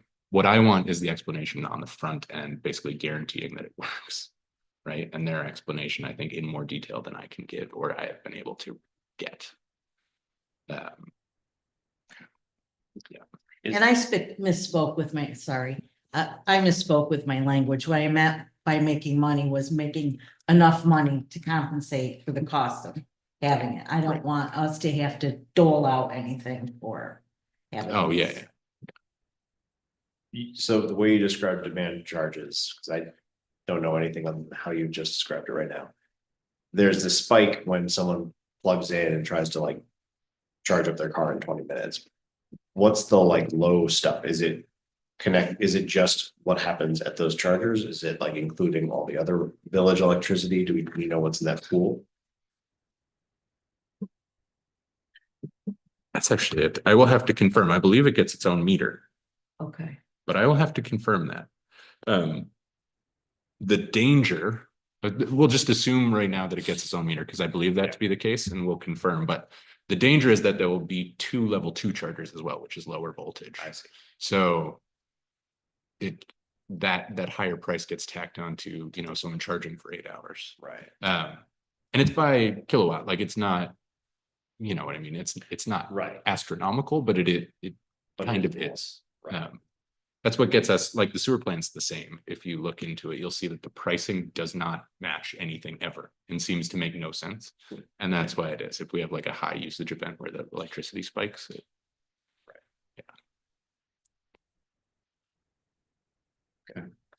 So then there's nothing for us to consider with respect to the contracts. right, yeah, and I apologize for that, by the Look way. at it, potentially add in. Yeah. When they do get implemented, someone will explain to me the accounts receivable reality of tracking this for revenues and expenses. Right, I think it'll be one like push payment out in a month or something. It won't be, you won't have to pay per 33 cent per kilowatt charge. Yeah, yeah.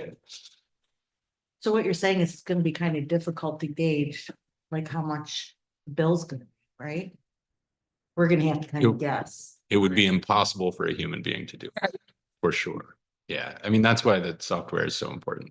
There, I mean, if it's free, it's super easy. You don't care. But when you're charging, depending on how you charge, it does start to matter. Okay. But in the meantime, any other questions? Sorry, Gordon, but any other questions? This is something I'm very anxious to get off my plate and into a parking lot. So in between now and next month, please feel free to reach out if there's other questions. So in addition to terminology, instead of asking for point of order, I didn't remember that the disbursement letter had to be signed. So that I'm clear on that from my side, but this contract too says my name, and maybe you want that changed to the mayor if you're gonna have other changes made too. Yeah, I mean, you definitely can't sign it. Yeah. I don't know why I didn't. Well, I asked him to talk with you about procurement, so I think he adopted you as like the mama duck, and that's just how that worked. Yeah, yeah. And Murdoch does it extremely for me. Okay. Thank you all. All right, DPW, water, sewer, CBZR, and farmers market. Yes. Let's see. So on DBW, just kind of as a nice little update on how things are going, 2 things to call out. One is to thank the DPW for the sidewalk repair they've been working on. They've done an exorbitant amount of work, painstakingly pulling out bricks and then putting them back in one by one in a way that they are exactly the same order and because they're all cut to size. Yeah, it's been challenging, but they went ahead and they've made good progress on at least one of the fields, and we're kind of continuing to talk about how we go about that and if we go about that over time, but great thanks to the DPW for that work. Another nice benefit, or something to kind of cheer about a bit on the DPW water sewer side, is we have final flow results for the sewer plant for 2024. And we're at only 68% of our permitted capacity. So take a step back, the plant itself is rated for 1 million gallons per day. We have a permitted capacity for a quarter of that. And that was done very consciously because we wanted more capacity than we were permitted for, but we still can't. New York State doesn't allow us to use permitted, even though the plant can handle it. We have often gone well over permitted capacity due to water coming in from rainstorms, getting into the sewer system, which it should not be. Those are separate. Wastewater and stormwater are separate things. But we've had lots of water getting in through broken pipes, through manhole covers not seated well, on and on, a million different ways that can get in there. People tying their sump pumps into the water in the system and so on. And we've been working on that my entire time since before I've been on the board. Forever. Yes, forever. And so the fact that here we are for the year for 2024 being at only less than 70% of permitted capacity is pretty pretty fantastic, so. It's a lot of hard work from a bunch of different places, including up at Compass and repairing a lot of the infrastructure up there, but also all the stuff that DPW's been doing with stormwater sewers or manhole covers and so on. It's been wonderful to see, so continue to hopefully see that go down over time. That's kind of the fun parts of DPW water sewer. Other than that, there's a lot of quotes and so on to be discussed. In part because the DPW has been kind of looking at their budget and they've been a little bit under, and so they've been kind of thinking about what things can they prioritize purchasing. So the first one I can talk about is the mower quote. There are 4 in the Dropbox. The one I would like to suggest we approve is for the 60-inch Ferris from Little's Lawn Equipment. That is only a few $100s more than the 52-inch, but being 60-inch will easily make that back in a few short weeks of how much time it'll save them mowing. So I would make a motion to approve the quote for the now I've lost it again, the 60-inch. No, give me a second. 60-inch Ferris mower from Little's Lawn Equipment for $5,604.67. Second. A motion and a second. Do we have any comments or questions? I was excited to see the trade-in value, I was gonna say, where can I get a 60-inch zero turn for that number? right? Like, If that's what I was wondering. you need one too. I mean, damn. See if I can get it for that number. Comments or questions? All right, hearing none, all in favor, please say aye. Aye. Any opposed, any abstentions? Okay. And then let's see, the next one would be, we can go with a mower trailer. And for that one, the quote from Jim's Trailer World was the cheaper of the two for, I think, roughly equivalent trailers. So this is then to put that on, and my memory escapes me on exactly. There was a bit of like a musical chairs with trailers where they wanted to get this one to be able to put that over there and here over there, and the other one that's a little bit. Sorry to interrupt, but the mower purchase was coming out of just the equipment line. I believe that's correct. There is I don't have that written down. I believe that's correct. And same for this trailer. Yeah, and same with the trailer. We may have to, I think it may be a little under on some other lines. So we may have to budget mod at the end to kind of make it all make sense, but they're coming out of that. But anyhow, that is all to say that I'd like to make a motion to approve the Jim's Trailer World quote for a mower trailer for $6,116. Second. Comments or questions? Hearing none, all in favor of approving the Jim's Trailer World quote for the mower trailer, please say aye. Aye. Any opposed? Any abstentions? Okay. All right, the last one is for a VFD, which is a variable flow drive. This is a piece of equipment for the water system. Basically, the variable part means it can pump more or less water. You can kind of tune and dial it in. We currently do not have one. I think in one of the lines, the line coming up from Frontenac, and instead we just half close the pump off, which is not good for the pump, and causes it to wear out. And then this is quite a good quote, came in quite a bit under what Dusty was anticipating. The other part that's gone along with this is we found someone who actually kind of, I don't know, speaks pump. They've been able to fix a couple of weird things that we've had in the lines coming up from Frontenac that we hadn't been able to manage or sort out in years. So we have someone who knows what they're doing, and we've got a quote from them for this work. Dusty did want to do this as a permissive referendum from water equipment, water No, I don't know which water reserve, one of the two.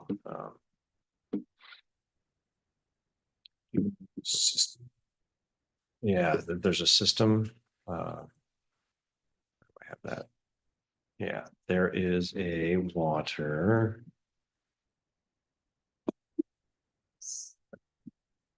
There's repairs and then there's bid, especially in terms of thing. It's probably not repairs. Is there, I'm seeing a capital improvement fund for distribution system. Distribution. Do you have a number? Is that F230 repairs or let's do it out of F230 repairs and improvements. It's more, oh wait, no, sorry, it's equipment. Is it equipment? What's the, is there like a lot more than one or the other? Does it not really matter? It's not $8,000. It's not a big deal. Maybe which way? It's an $8,000 quote, is that right? Yeah, just under, but yes. How does it really? Okay. Let's do F230.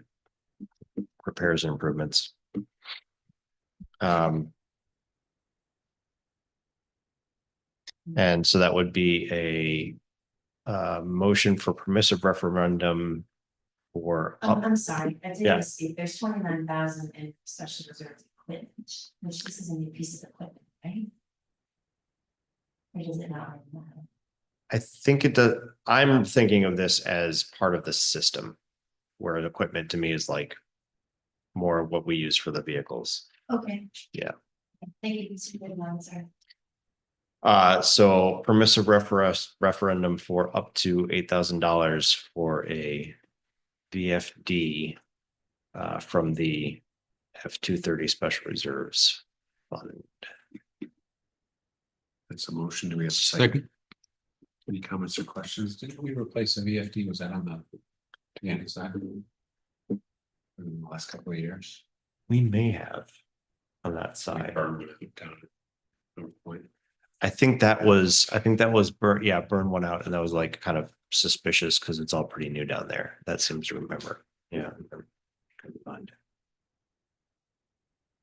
what we found out from that, but Right. So we have a pump whisperer. If there's no other comments or questions, then all in favor of spending up to $8,000 subject to permissive referendum on the new VFD, please say aye. Aye. Any opposed? Okay. wonderful. On the farmers market, I will say I had a chat with the farmers market about this move towards a friend of the market sort of structure. They have sent a rather lengthy for reasons. I had a presentation and then they carried on with the rest of their meeting and they got back to me asynchronously with a list of comments and conversations about this. I haven't really dug into that yet. It seems like they may have come to a desire, maybe if I read it right, to possibly continue with both structures, to have as a village committee, but then also have a nonprofit wing that can kind of do fundraising, which you don't really mind. I think we've actually kind of suggested as much in the past, and they've kind of balked at the idea of having to have two structures, but maybe they've come around to that as the middle ground proposal. So I need to look at more of that email and respond back to them.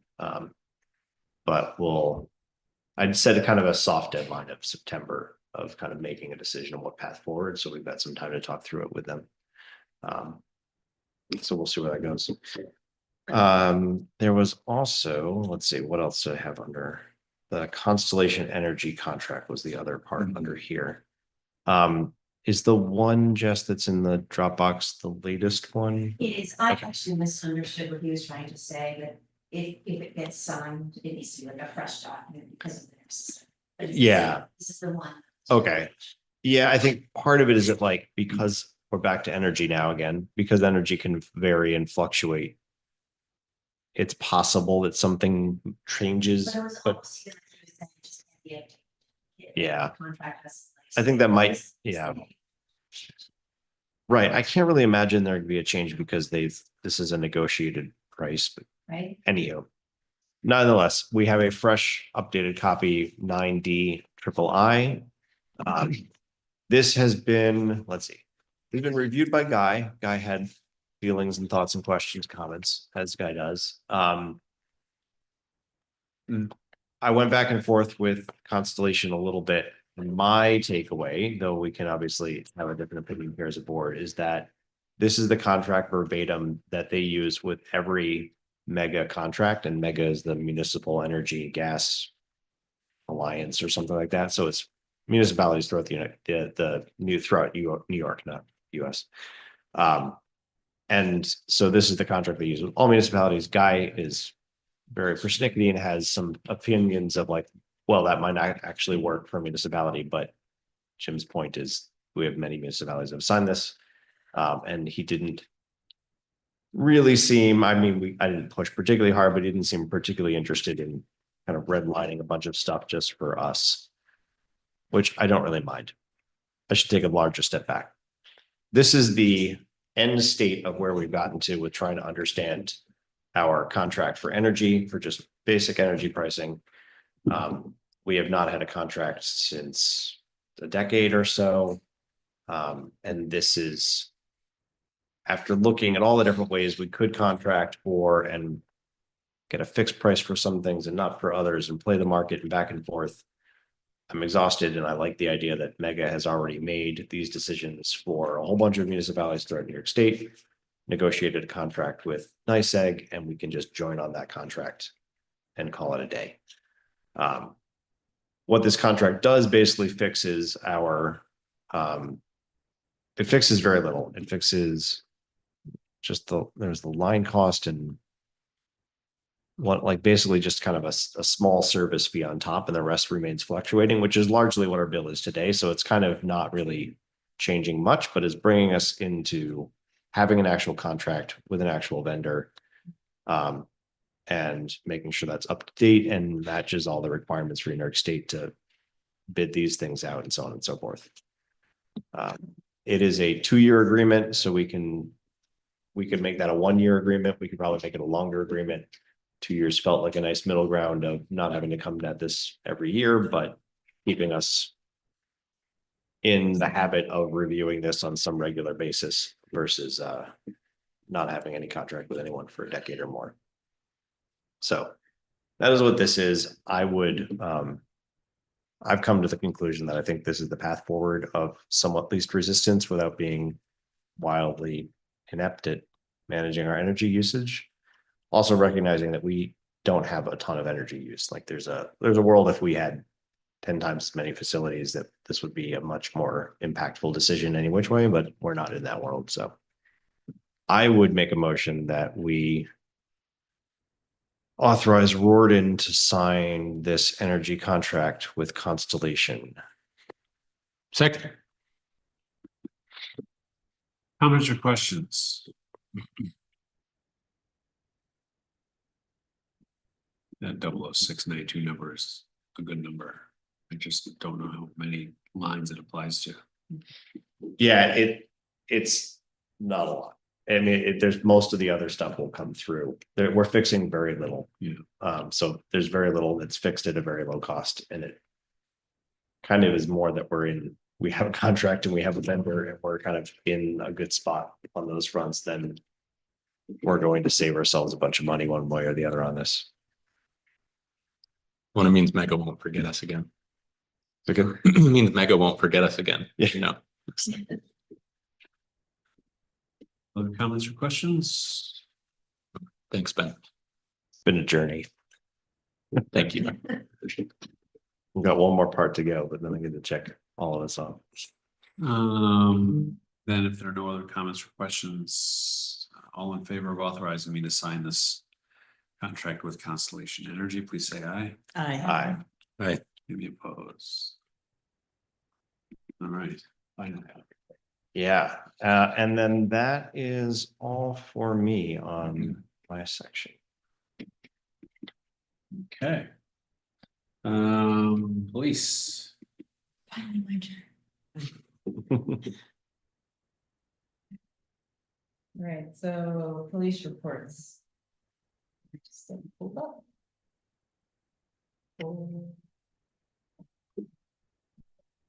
So last month I was missing March, so I have March and April to report on. For March, there were 488 calls. For the village police, 1 call for service outside of the village, within the town. There was 1 assist to the county sheriff's department for motor vehicle accident on 89. There were 2 domestic disputes, 2 disorderly conducts, 2 harassment, 1 psychiatric mental health, and 2 motor vehicle crash investigations. As far as non-criminal investigations, there were 264 property checks. 3 of those properties were found to be not secure. There were 148 stops and 62 ticketed stops and 6 parking complaints. So that was March.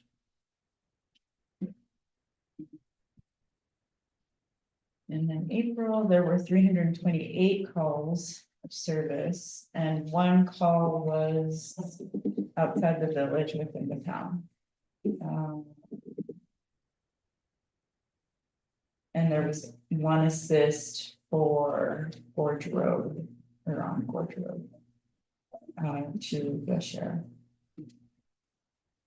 Criminal investigation, there was 1 domestic dispute, 3 larceny and thefts, 2 harassments, 1 psychiatric mental health, 2 motor vehicle crashes. There were 147 property checks. 4 properties were found to be not secure, 107 vehicle stops, 74 of those were ticketed. And 8 parking complaints or problems. And 21 background checks for pistols for Tompkins County. So those were the chief's reports. And meeting with the chief. So this past week, the Rotary Club had their duck thing. What's it called? Duck race. Party. And so Chief Nelson was out there helping direct traffic, helping direct people. He had a great time. He was visible and present. The crosswalk signs are out on the main street. Unfortunately, somebody has taken one of our signs and has not been found. And they do cost the village money, so if you know where it is, bring it back.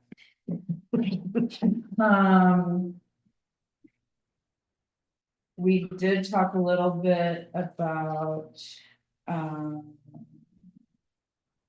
what else did we talk about? I think that was mostly, well, we did talk about a lot of people that are crossing, which kind of goes back to the presentation earlier today. People not crossing where the crosswalk is, how dangerous that can be for people. Part of him directing traffic during the weekend was trying to help people cross safely because traffic had built up because there were so many people on the street. It seems like people were not very appreciative of that. But it is important to understand that you should be crossing at an actual crosswalk and not in the middle of the street where there is not a crosswalk, which tends to happen in the springtime. We are trying to be a walkable village. So I was talking to Chief Nelson about maybe having some education around where it is and it's not appropriate to walk and have some kind of walking campaign. Just to keep people safe. that was most of our discussion. I think there are some, a contract with grassroots that is being looked at, as far as, for safety. And then hopefully he gets back to the, or they get back to the chief on safety meetings that should be planned, before the actual event. And that's really, it was pretty short, so that is all I have at this time. Okay. Clerk treasurer. So I can give a few, brief updates, but given the length of the meeting, I think the most important business in front of me is to ask if this board would consider, putting water outstanding. Rents and penalties on to the tax roll that's described by tax parcel. So my official words are, if you would take a look at the requested re-levy and approve, re-levying the outstanding water and sewer rents as described by tax parcel on to 2025 tax roll. So the total is $69,060. I meant to give you the total of ebook, which is outside users. I didn't, I can send that to you later. So that represents sums you cannot collect in this area. So it still has. All right, so I would entertain a motion to re-levy unpaid water and sewer bills in the amount of $69,160.88 onto delinquent water and sewer bill respective property tax bills, which will be going out June 1. So move. Second. Any comments or questions?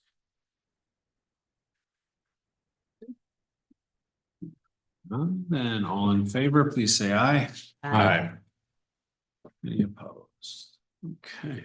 Excellent, thank you, which brings me to the next favorite topic, taxes, and then there was a big amount of the first week of June, so it'll actually be the second, but they'll be dated for the first. Those will be on all the standard ways. You can see your tax bill online. Once it gets updated, you can pay online, you can pay in person. There is still, I just want to highlight again that there is the Tompkins County assessment grievance period is still in effect and it ends May 27th. So if you want to reach out to them about how your property was assessed, you should do that soon. There's been great feedback in the positive manner with the new barbell format. People are writing little extra notes of thanks on them, which is fun, and I think it's just made it more easy to view what's actually happening. It did, just in case you're hearing from your constituents, it does call out in the way, if you recall where the terms are, that there is a 10% penalty, which is not new. I think it just went by people's recognition. So that would be the only comment. There are two people who got confused that this is actually a new penalty for them. There was a penalty that anyway. I think the old format was confusing. So that's great. You might notice that I'm getting, now that I've got my feet under me better, I'm able to look more closely where we are as we end the fiscal year. So this is a very busy time for my office to end the fiscal year and then the payment of taxes and the collection of taxes. So I tried to get you the bank statements as quickly as possible for you to be able to see where your departments are in their spending. And I tried to do a high level executive summary of some departments that, or some areas where I thought maybe spending could be mitigated. Obviously, you know, you can't control labor costs, but maybe you're not going to buy 6-foot tables until June, that sort of thing. So if anyone has questions about that, please feel free to reach out to me. And I think I have some exciting news. It's my last bit of report, which is that we have secured a Winterfest coordinator. Ms. Marsha Horn will be coordinating Winterfest this year. This is what happens when you catch me at the golf course at 12:30 at night. I thought that was, yeah. 12:30, 1:15. When was it, John? So I'm not sure. Would you like to be Winterfest corner? Yeah. Sure. So we met, March yesterday, the events and tourism committee, which now does include Dylan Woman, which is really exciting. She's got there's a lot going on at TCFA, and it's gonna mesh well with just events in the community in general, so. Yeah, and we came up with some ideas too, so that was great. Yeah, it's a nice festival. Does anyone have any questions? Okay, thanks. Okay. Something very quickly here.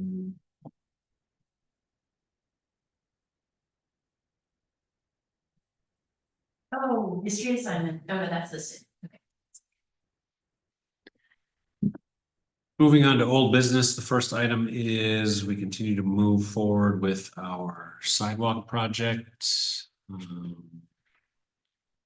next step being initial declaration of initial seeker review with a resolution declaring this as a type 2 action. And village intent to be the lead agency.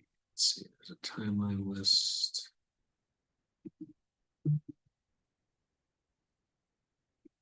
The one item we need passed tonight is this resolution, which is relatively short, so I'll just read it into the record. Whereas the Village of Trumansburg Village Board of Trustees, hereinafter referred to as the Village Board, is proposing to make sidewalk infrastructure improvements along State Route 96, West Seneca Road and East Seneca Road in the Village of Trumansburg to help create ADA compliant sidewalks, connect activity centers and communities for pedestrians, and improve bicycle safety. And whereas in accordance with New York State DOT secret type 2 project list and secret type 2 actions per 17 NYCRR part 15.14 paragraph 22 of subdivision E, this action constitutes, quote, the construction or reconstruction of bikeways, walkways, pedestrian bridges, and the like where no more than minor amounts of right-of-way need be acquired. End quote. And whereas the village board has determined that paragraphs 5 through 7 of subdivision D of the New York State DOT secret type 2 project lists 17 NYCRR part 15.14 have not been violated. And whereas in accordance with 6 NYCR part 17, the village board has determined that this project meets the requirements of a secret type 2 action. Now therefore be it resolved that the village board does hereby classify the above referenced action to be a type 2 action under 6 NYCRR section 617.5C1 of the State Environmental Quality Review Regulations. And be it further resolved that type 2 actions are not subject to further review under part 617 of SEQR regulations.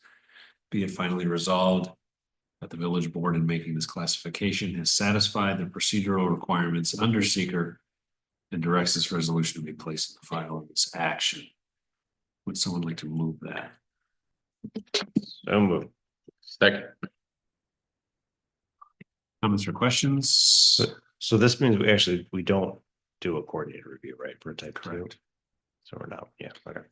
And this has been past guys' eyes. Basically sidewalk and state right of way.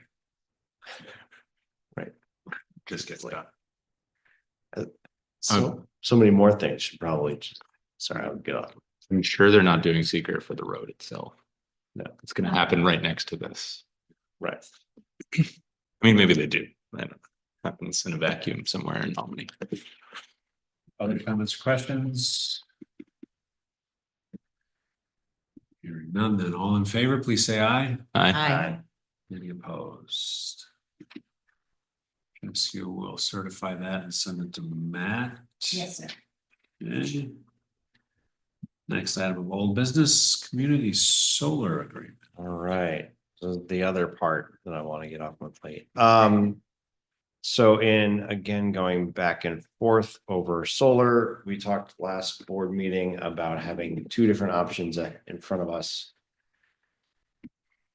One, or not two different options, kind of, one to cover more of the residential use of solar for like this building and some others, and one for the more commercial use for this water and sewer, and it was all very confusing and complicated. And while we were having that conversation, I was talking with Constellation about the energy pricing we just passed.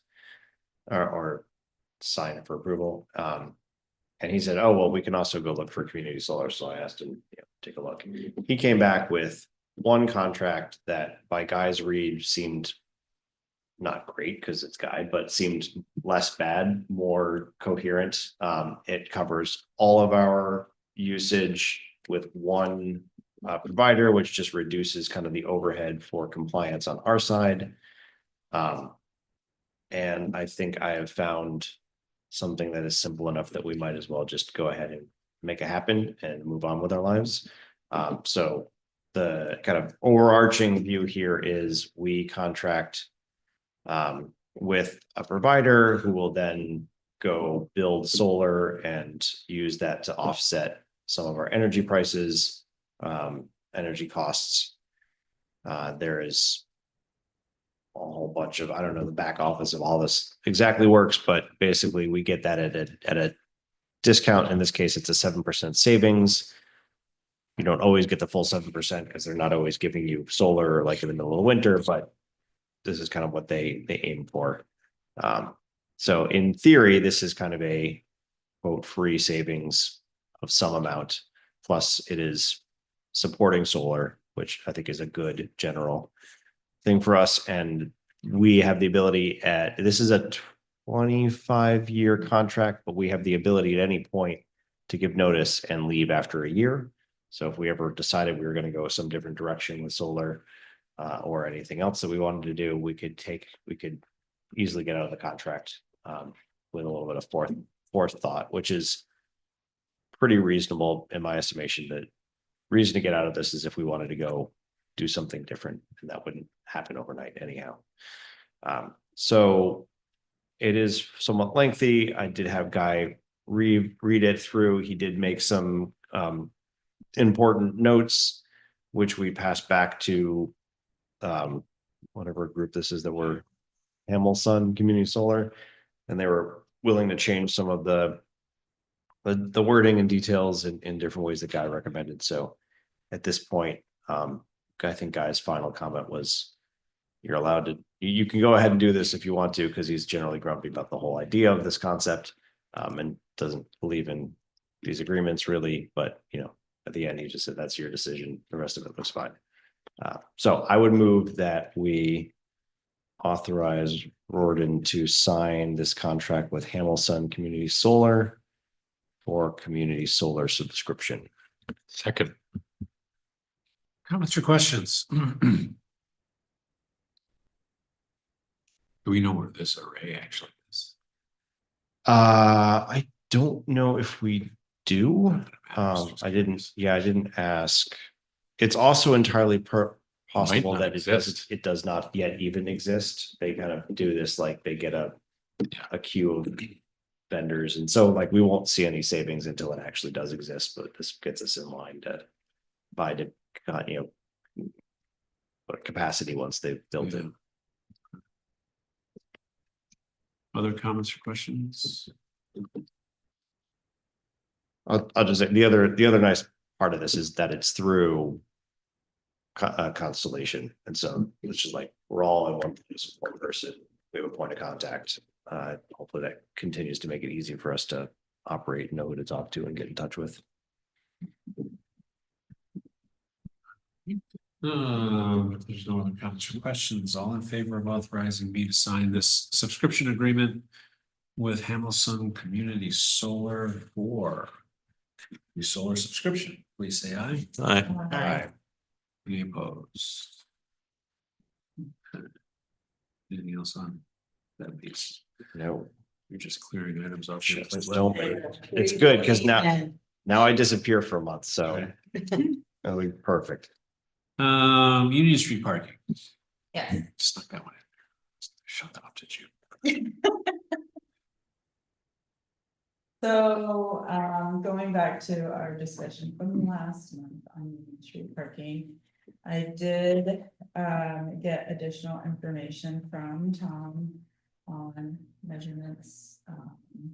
So I would like to share that.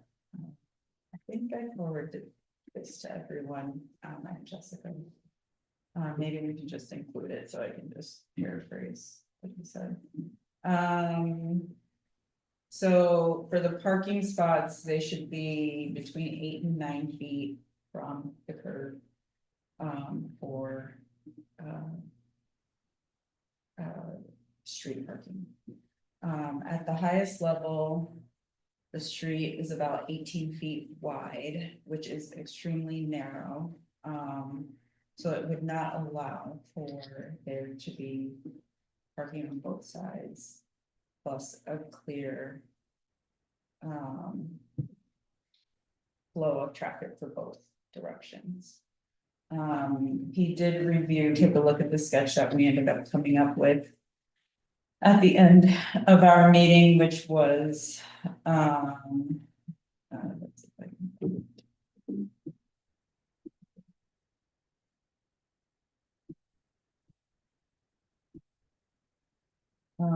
which was no parking from the Tompkins driveway all the way up to where it meets the conservatory, and then no parking past the old Napa driveway all the way to where it meets the Street, which is what we came up with.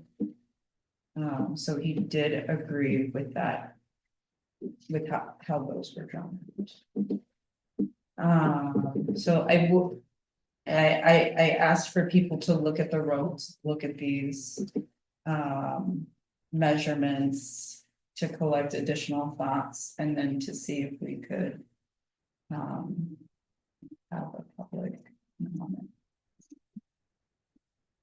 Fairly quickly. I feel like I've gotten, now that we've started discussing it, I've gotten more people that have told me, oh, it's about time you guys did something about that. So I feel like, especially with this summer season coming up, that we should come up with a resolution fairly soon. Or as soon as we can. I feel pretty good about where we ended up with to the driveway behind OTTC and the whatever the cut in for the new parking lot for Napa or whatever that is becoming. So I'd be open to a law change that reflects that, and then we could have a public hearing and discuss passing that. So there's still parking in front of the phone company where that handicap sign is? There's still that? Yeah. They park from the stop sign to the back driveway. Okay, And then from the corner of Napa to where the sidewalk stops at their new curb cut for their parking. and then lot in the after back. that, And then after that. Okay. park. They did change the curb cut, it's worth noting, of course. So it's not, yeah, because nothing stays the same there, it turns out. But so it's no longer like it was on the sketch, it's like 20 feet What is- downhill. Oh. The sidewalk is moved. Oh, yeah. I would. I don't think it impacts this discussion because we can't put parking right in front of the Right. driveway, like, it's sort They of, change actually. they just expanded it. Looked like, I mean, they have a huge amount of truck traffic and they had a very narrow entryway for a while. Okay. So they just removed some side, they didn't move this, I'm using the wrong word, removed sidewalks, didn't like. It's basically across from the entrance to the back entrance. To the Yeah. phone company. Yeah. All right, well. It's shorter, but like, what are you gonna do, really? You can't have Yeah, you people can't park park there. and And it's still, the opening extends close to Cayuga as much as it already did. So, yeah, that piece Yeah. is the same. so yeah, there's not really, so we can't really go much past that, so. And ultimately, it's still more than it used to be. Yeah. Right? It used to just stop at the building and then it was just open and you Right. couldn't park anywhere except in the driveway or in the parking lot rather. Right. So it's more Yeah. street parking than it was before. That's good. Do what you can. Yeah.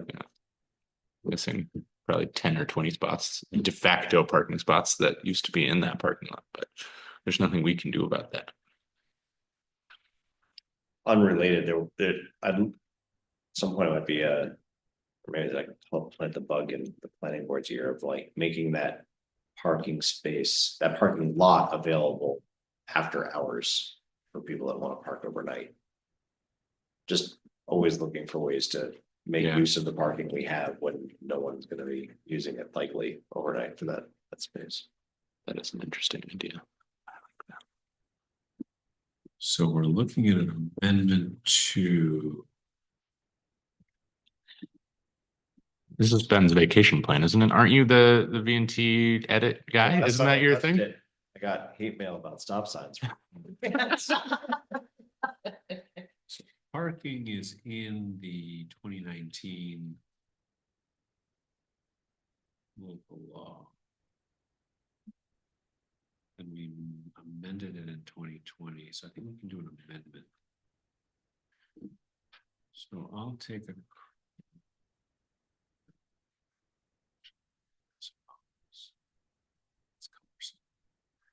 But I don't remember why we did that. I remember me doing that. And you're like, yeah, usually we just repeal and replace.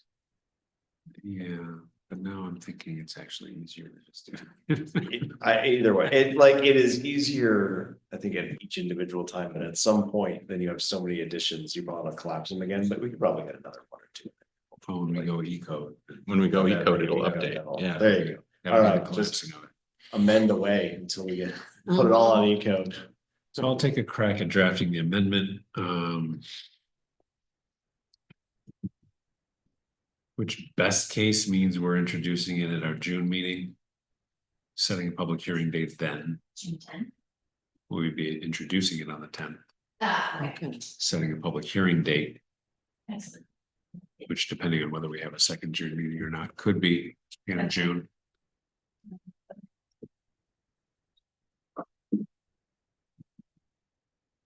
And the chief is aware that this is not gonna happen before Porch Fest.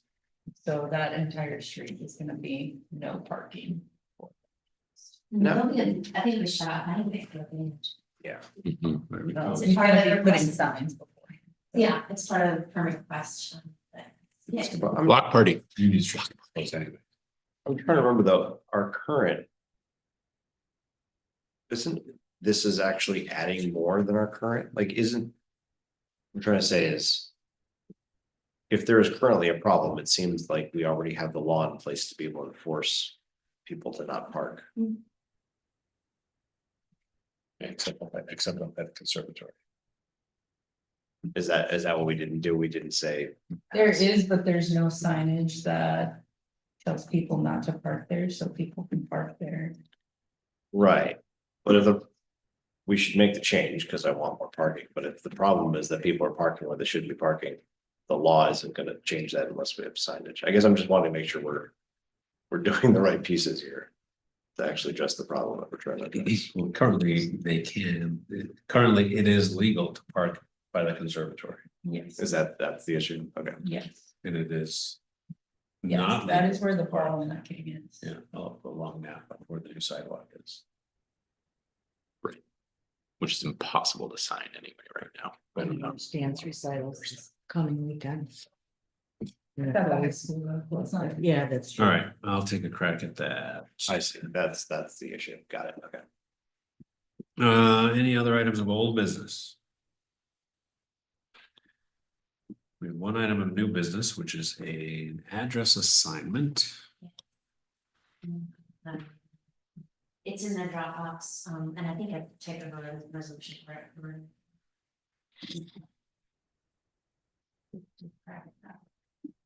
And I will say that the. Yeah, board resolution of the assignment is amendment to the property. I'm not gonna read the whole resolution. Basically, we have.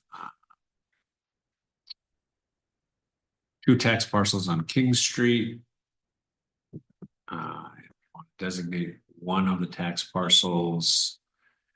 As 26 King Street, so I'll just read the resolved in this resolution. We are authorizing. The designated address of 26 King Street for tax parcel number 3.-2-6.41. This will be sent to Tompkins County Assessment as well as Tompkins County Department of Emergency Response for 911 dispatch. Would someone like to move this? So moved. Second. Any comments or questions? Hearing none. All in favor, please say aye. Aye. Any opposed? Do we have any other items of new business not listed? Second public comment period. Anything, Ms. Janice? Just questions. Yeah. Does the town office have EV chargers also? One, I believe. They have one level 2. Behind the building. So we will have two, so totally different things, really. A level 2 charger is the kind where you would plug in maybe in your garage. So like a 6 to 8 hour charging time frame. Fast chargers are considered level 3. They are like 20 minutes to an hour charging time frame, depending on your vehicle, obviously, but it's, so this is more like a stop on a road trip charge. That's a much longer term thing. So it's, there's 2 areas. One will be right here at the edge of the parking lot. You may have noticed they put in a new pole and transformers, and it looks great because NYSEG's really known for their aesthetics. And then the other one is at the farmer's market, sort of all the way down. Yeah. And, will there be a public hearing on this zoning change that they're asking? It would have to be if we make a change because it would be an amendment to the zoning, which is a law, so. My main concern is parking in this neighborhood. Mixed Street, and the first part of South Street is bad. And so it's sort of people park. You know, it says, pulling off the street, you don't. And just, even if you're construction there, you can park in the street, and there's one across the street, you could only get one car through there at a time. So it's a problem, you know, with where people park. And as far as the Catholic Church goes, I lived there for 36 years, and they are very amenable to having people park there short term. Yeah. And so, and not particularly at night, you know, like, it's there, definitely in the winter. No parking there because the plows strike at 30 in the morning, and they don't want anybody to park there. So, there are just 2 public parking places in Kingsville here by the, you know, the buildings burned down years ago. Laundromat is that it? So there's here, there's the laundromat, there's the DPW parking lot. At the farmer's market is public, and the pull-off across from the farmer's market, although it's not really a parking gravel area, but that's municipal, so it's considered public.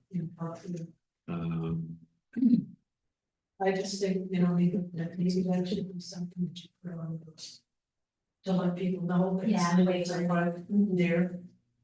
Because I think a lot of people don't know, you know, it's like when you have things at the conservatory, Yeah. people park all over the place. And I just walk. But I'm gonna try to find it. Yeah, it is. It's a mess. It is a mess. But I think if people knew that they could park here and walk to the conservatory, or there by the laundromat and walk to the conservatory, that might alleviate some of the parking. The laundromat parking lot is always very, very busy, but where I think people don't realize they can park, especially on weekends, they could, is the DPW lot. Okay. And the lot across from the farmer's market, Yeah, all of which is sidewalk accessible. There's actually a crosswalk there, so. yes, there is.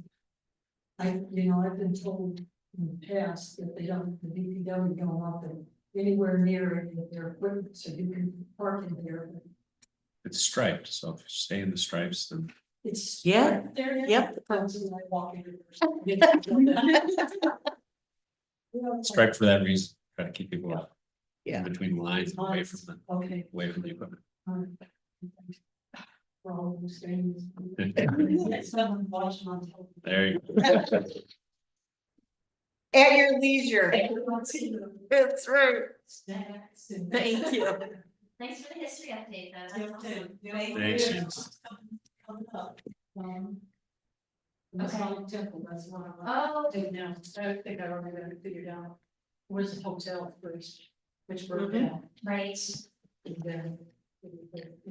good, nice work, Yeah, okay, thank you. Thanks, Janice. All right, I would entertain a motion to go into executive session to discuss a couple of personnel and legal matters. So moved. Do we have a second? Second,